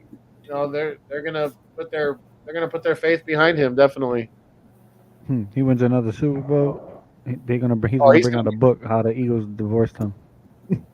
He's he'd have to be one of the most underrated coaches of all time if he wins a Super Bowl. The first time ever for Jacksonville, as well as doing it in Philly. Yeah, that's something that not a whole lot of guys can say they did. Oh, he automatically gets that bid in the Hall of Fame. Oh, yeah. No question. Yeah, but if he does that, you know how pissed we're gonna get. I don't think especially if he gets one. Especially if he gets one before we get one again. Oh hell yeah, I'd be extremely fucking pissed. I don't think this fan base should be mad because before he left, they were all yelling for him to get gone. I fucking wasn't. Oh, I know that, but I'm saying there was a huge outcry from this fan base to say get rid of Doug. So if they're upset now, hey man, that's on you. The grass isn't always greener on the other side. Bro, no lie. When we fired a Super Bowl winning head coach, I started questioning everything at that point. Yeah. Like that just doesn't fucking happen out of the blue, But I get it. Like I said, sides did not coexist, but god damn. Really? Hey, Howie survives 2 regimes, and it looks like he'll survive a third. No, this is his third. He's already done 3. He hasn't gotten re-signed yet, so he hasn't survived it yet. No. He survived Reed, the end of Reed. He survived Chip, and then he survived Doug. So now he's on his 4th. This is his 4th. Yeah, I don't count Reed as much because that was all Banner. He had gotten the job late. He had that one horrible season in 2012, but again, that was his first year. Reed got let go right after that. I think he's the one that got Reed out. Now, he didn't survive it. He made that happen. Okay. Well, Reed went out in 2014, right? Because Chip came in 15. So he had 3 years with him. 12 was Howie's first year. Yeah. That's what I'm saying. That was so he had 3. So he had 3 years with. So he had 3 years with a new head coach. Usually, if that shit doesn't work out, even if the GM has 3 years and they fire the head coach, that GM's gone in 3 years as well. That wasn't just a Andy Reid thing. That was also a Howie thing, and he survived. It doesn't just go on Andy Reid. It goes on Howie as well. Yeah, I get it. It was the previous GM's roster, but he also had 3 draft picks too. 3 drafts he went through with him as well. So him not winning at the end was just as much on Howie as it was Andy. You know what I'm saying? So, I mean, he did survive that in a way. Because Jeffrey could have been like, oh, well, fuck you too. Get out. But he didn't. So. Wait. I'm lost here. I just saw 2 of you. No, it's Foothills. He's okay. So I count this as his 4th. I do. Hey, man. He's a roach. He won't survive. I know, right? There has been many blasts that have gone off, and Howie's still around. I just hope he does the right thing, man. Yeah, but I don't know if Foothills is able to come back. But does anyone else have anything else? Well, I just seen a post from somebody talking about Stevie Nelson, how he was more consistent in coverage than any other quarterback in the NFL. We're talking about consistency. We're not talking about stats and number. And like the dude, like Darius Slay retweeted it just now. It was like 57 minutes ago. I'm posted on the right there. I just shared it in the group. Well, no lie. If that's the case, then the eye test cheated me because that's not what I saw. I'm about to say Slay's vouching for a lot of guys. I'm going to get my eyes tested tomorrow because I need new contacts, bro. Yeah, I seen Steve Nelson get beat a lot last Right? season. If that's the consistency we're talking about, then yes, I've seen that consistency. Yeah. I've gotten beat. Right? I just can't with this fan base, man. It's tipsy turvy, and then you have these guys that just watch it for 1 year and then they consider themselves like Mr. Know-it-alls for Eagles. Yo, this fan base is all about that. What have you done for me lately? Yep. Yeah, man. Well, I mean, it is a new generation of Eagle fans, dude. I mean, they all are going to be different from what we were. You know what I'm thinking of? I always thought, like, how is it that we're always so dissatisfied with our quarterbacks? It's something that's happened as of late. And now I'm thinking about it, I'm like, is it the fact that kids were spoiled coming up through 2002, 2003, and 4, seeing those championships, going to the Super Bowl, and then getting to see an actual Super Bowl in their lifetime while they're still kids? Like, they have this entitlement of, we should be at a certain spot where we're not right now, or our quarterback should be at a certain place where they're at, and then we should just move on from them. I think that's where it's starting to come from. Like, these Eagles fans now, they seen us get to championship games. As for us, we were just struggling to make it to the playoffs. So anything for us was a bonus. Like, now it's like that sense of entitlement. We got to lose that. I don't like it. Yeah, no, I agree with you, man. I said it on a live a while back. You know, we lived through the 90s. We know all about that. That was tough. The 90s were fucking tough. You know, you see people, and I'm only using him because of his age as an example, like Big Play Slay, for instance, his age group. You know, these guys are 2000 babies. They've been spoiled as shit because all they've known is winning by us. You know, because that was whenever we started getting good. But us that lived through the 90s, like we know the hardships. And that's where we learned our patience, because it was very hard to be patient with this team back in those days. It was very stressful, you know. So I get the impatientness, but you got to listen to us veteran fans as well. That listen, it could be way fucking worse. Trust us, it could be way worse. Listen, aside of Randall Cunningham, our best quarterback in the 90s was Rodney Peete. Let that soak in. Let that just soak in a little bit. Rodney Peete was the next coming after Randall Cunningham. Like, that's how bad it was. Bobby Hoying, you know, we had put so much hope in him. Dud. Yeah. Richie Kotite, dud. Ray Rhodes, dud. Everything started popping off when we got Andy Reid. Yep. And that was in 99 or 2000? Well, 2000, right? We got Andy. We got him 99. 99, yeah. 99. So that's what I'm saying, man. Like, it's just a disconnect in generation. Mm-hmm. You know, and I understand, but well, you got to stop.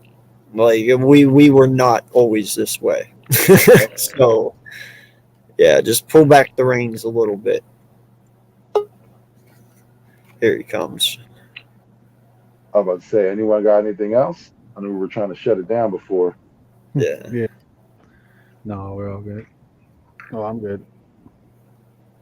Well, everybody do the round table. Let them know where they can find you. Gio, start it off. Oh. Yeah, you could catch me at Gio from the 215 now. That's my new YouTube channel. So you literally got to look for it now. You just can't type it up now. I'm going to give you my old YouTube channel, but you can catch me on my Twitter. My handle's at the same name, honestly.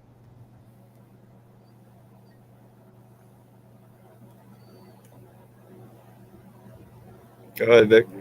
All I say, I don't know if Gio froze or not. I had to wait in the background to see if that thing moved. I got a good poker face. I got a good poker Everybody, face. y'all know who it is, man. It's Victor. You see me in the chats, man. You see me here, always supporting great Eagles contact with my guys. You'll catch me on the East Meets West, and every Saturday you'll catch me with my guy Jerry Lee on the Big Ticket. If you can, please go to everyone's channel. Please hit that like, subscribe if you haven't, and if you could, leave a comment. It helps out the algorithm for everyone. It's been a great show. Appreciate everyone for coming through. Everyone in the chat who came through, thank you so much, man. You know, we do this for y'all. So it's been a great Wednesday night, now Thursday morning. So I'm gonna show it off to my guy AK. AK, let him know. Yo, once again, we appreciate each and every one of you for joining us tonight. This has been episode 33 of the Eats Meets West. I can't believe it's already 33 episodes in, man. That's mind-blowing. You know, this is something we started a little while back, and it's growing each and every day. And I enjoy doing it with you guys. And a special welcome again to my really good friend down here below, Gio from the 215, for accepting the invite to join the Eats Meets West. Brings in another very knowledgeable mind about our Eagles and about the sport, and it just gives us a little bit more confrontation and you know, more things to discuss and more things, better ideas. So I can't thank you enough for joining us, man. And my guy Philly Foothills is having some internet issues, it looks like. So yeah, I don't know if he'll make it back or not. Probably not. So I'm going to take over and end it here for him. Once again, like I said, we appreciate each and every one of you. Until next time, this has been another episode of the Eats Meets West. We appreciate each and every one of you, all the love and support. We cannot do this without you, and without you, it's not possible. So thank you all again, and have a wonderful night. I gotta find this clip because I don't know. Huh? Like Floyd says, you're all the food and water to this channel. So appreciate y'all for coming through. Yeah, appreciate y'all inviting me in as well, and very warming welcome. And the episode was electric today, and I appreciate you guys for that invitation. Honestly, And as soon as AK finds that outro, we'll be out. Another man. Just hit the X. I heard a thing. Did Foothills come back? He's trying to.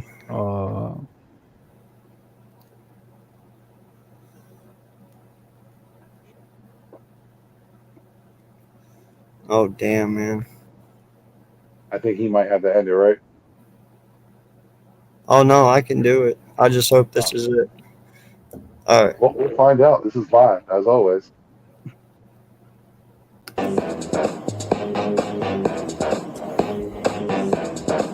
Close. We're live. That is not it.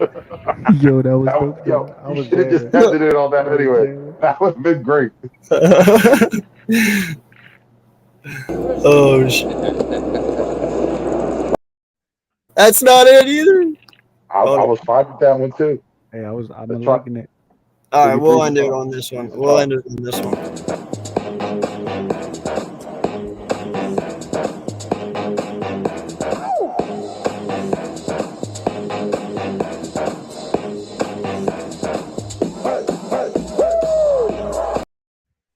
You thought.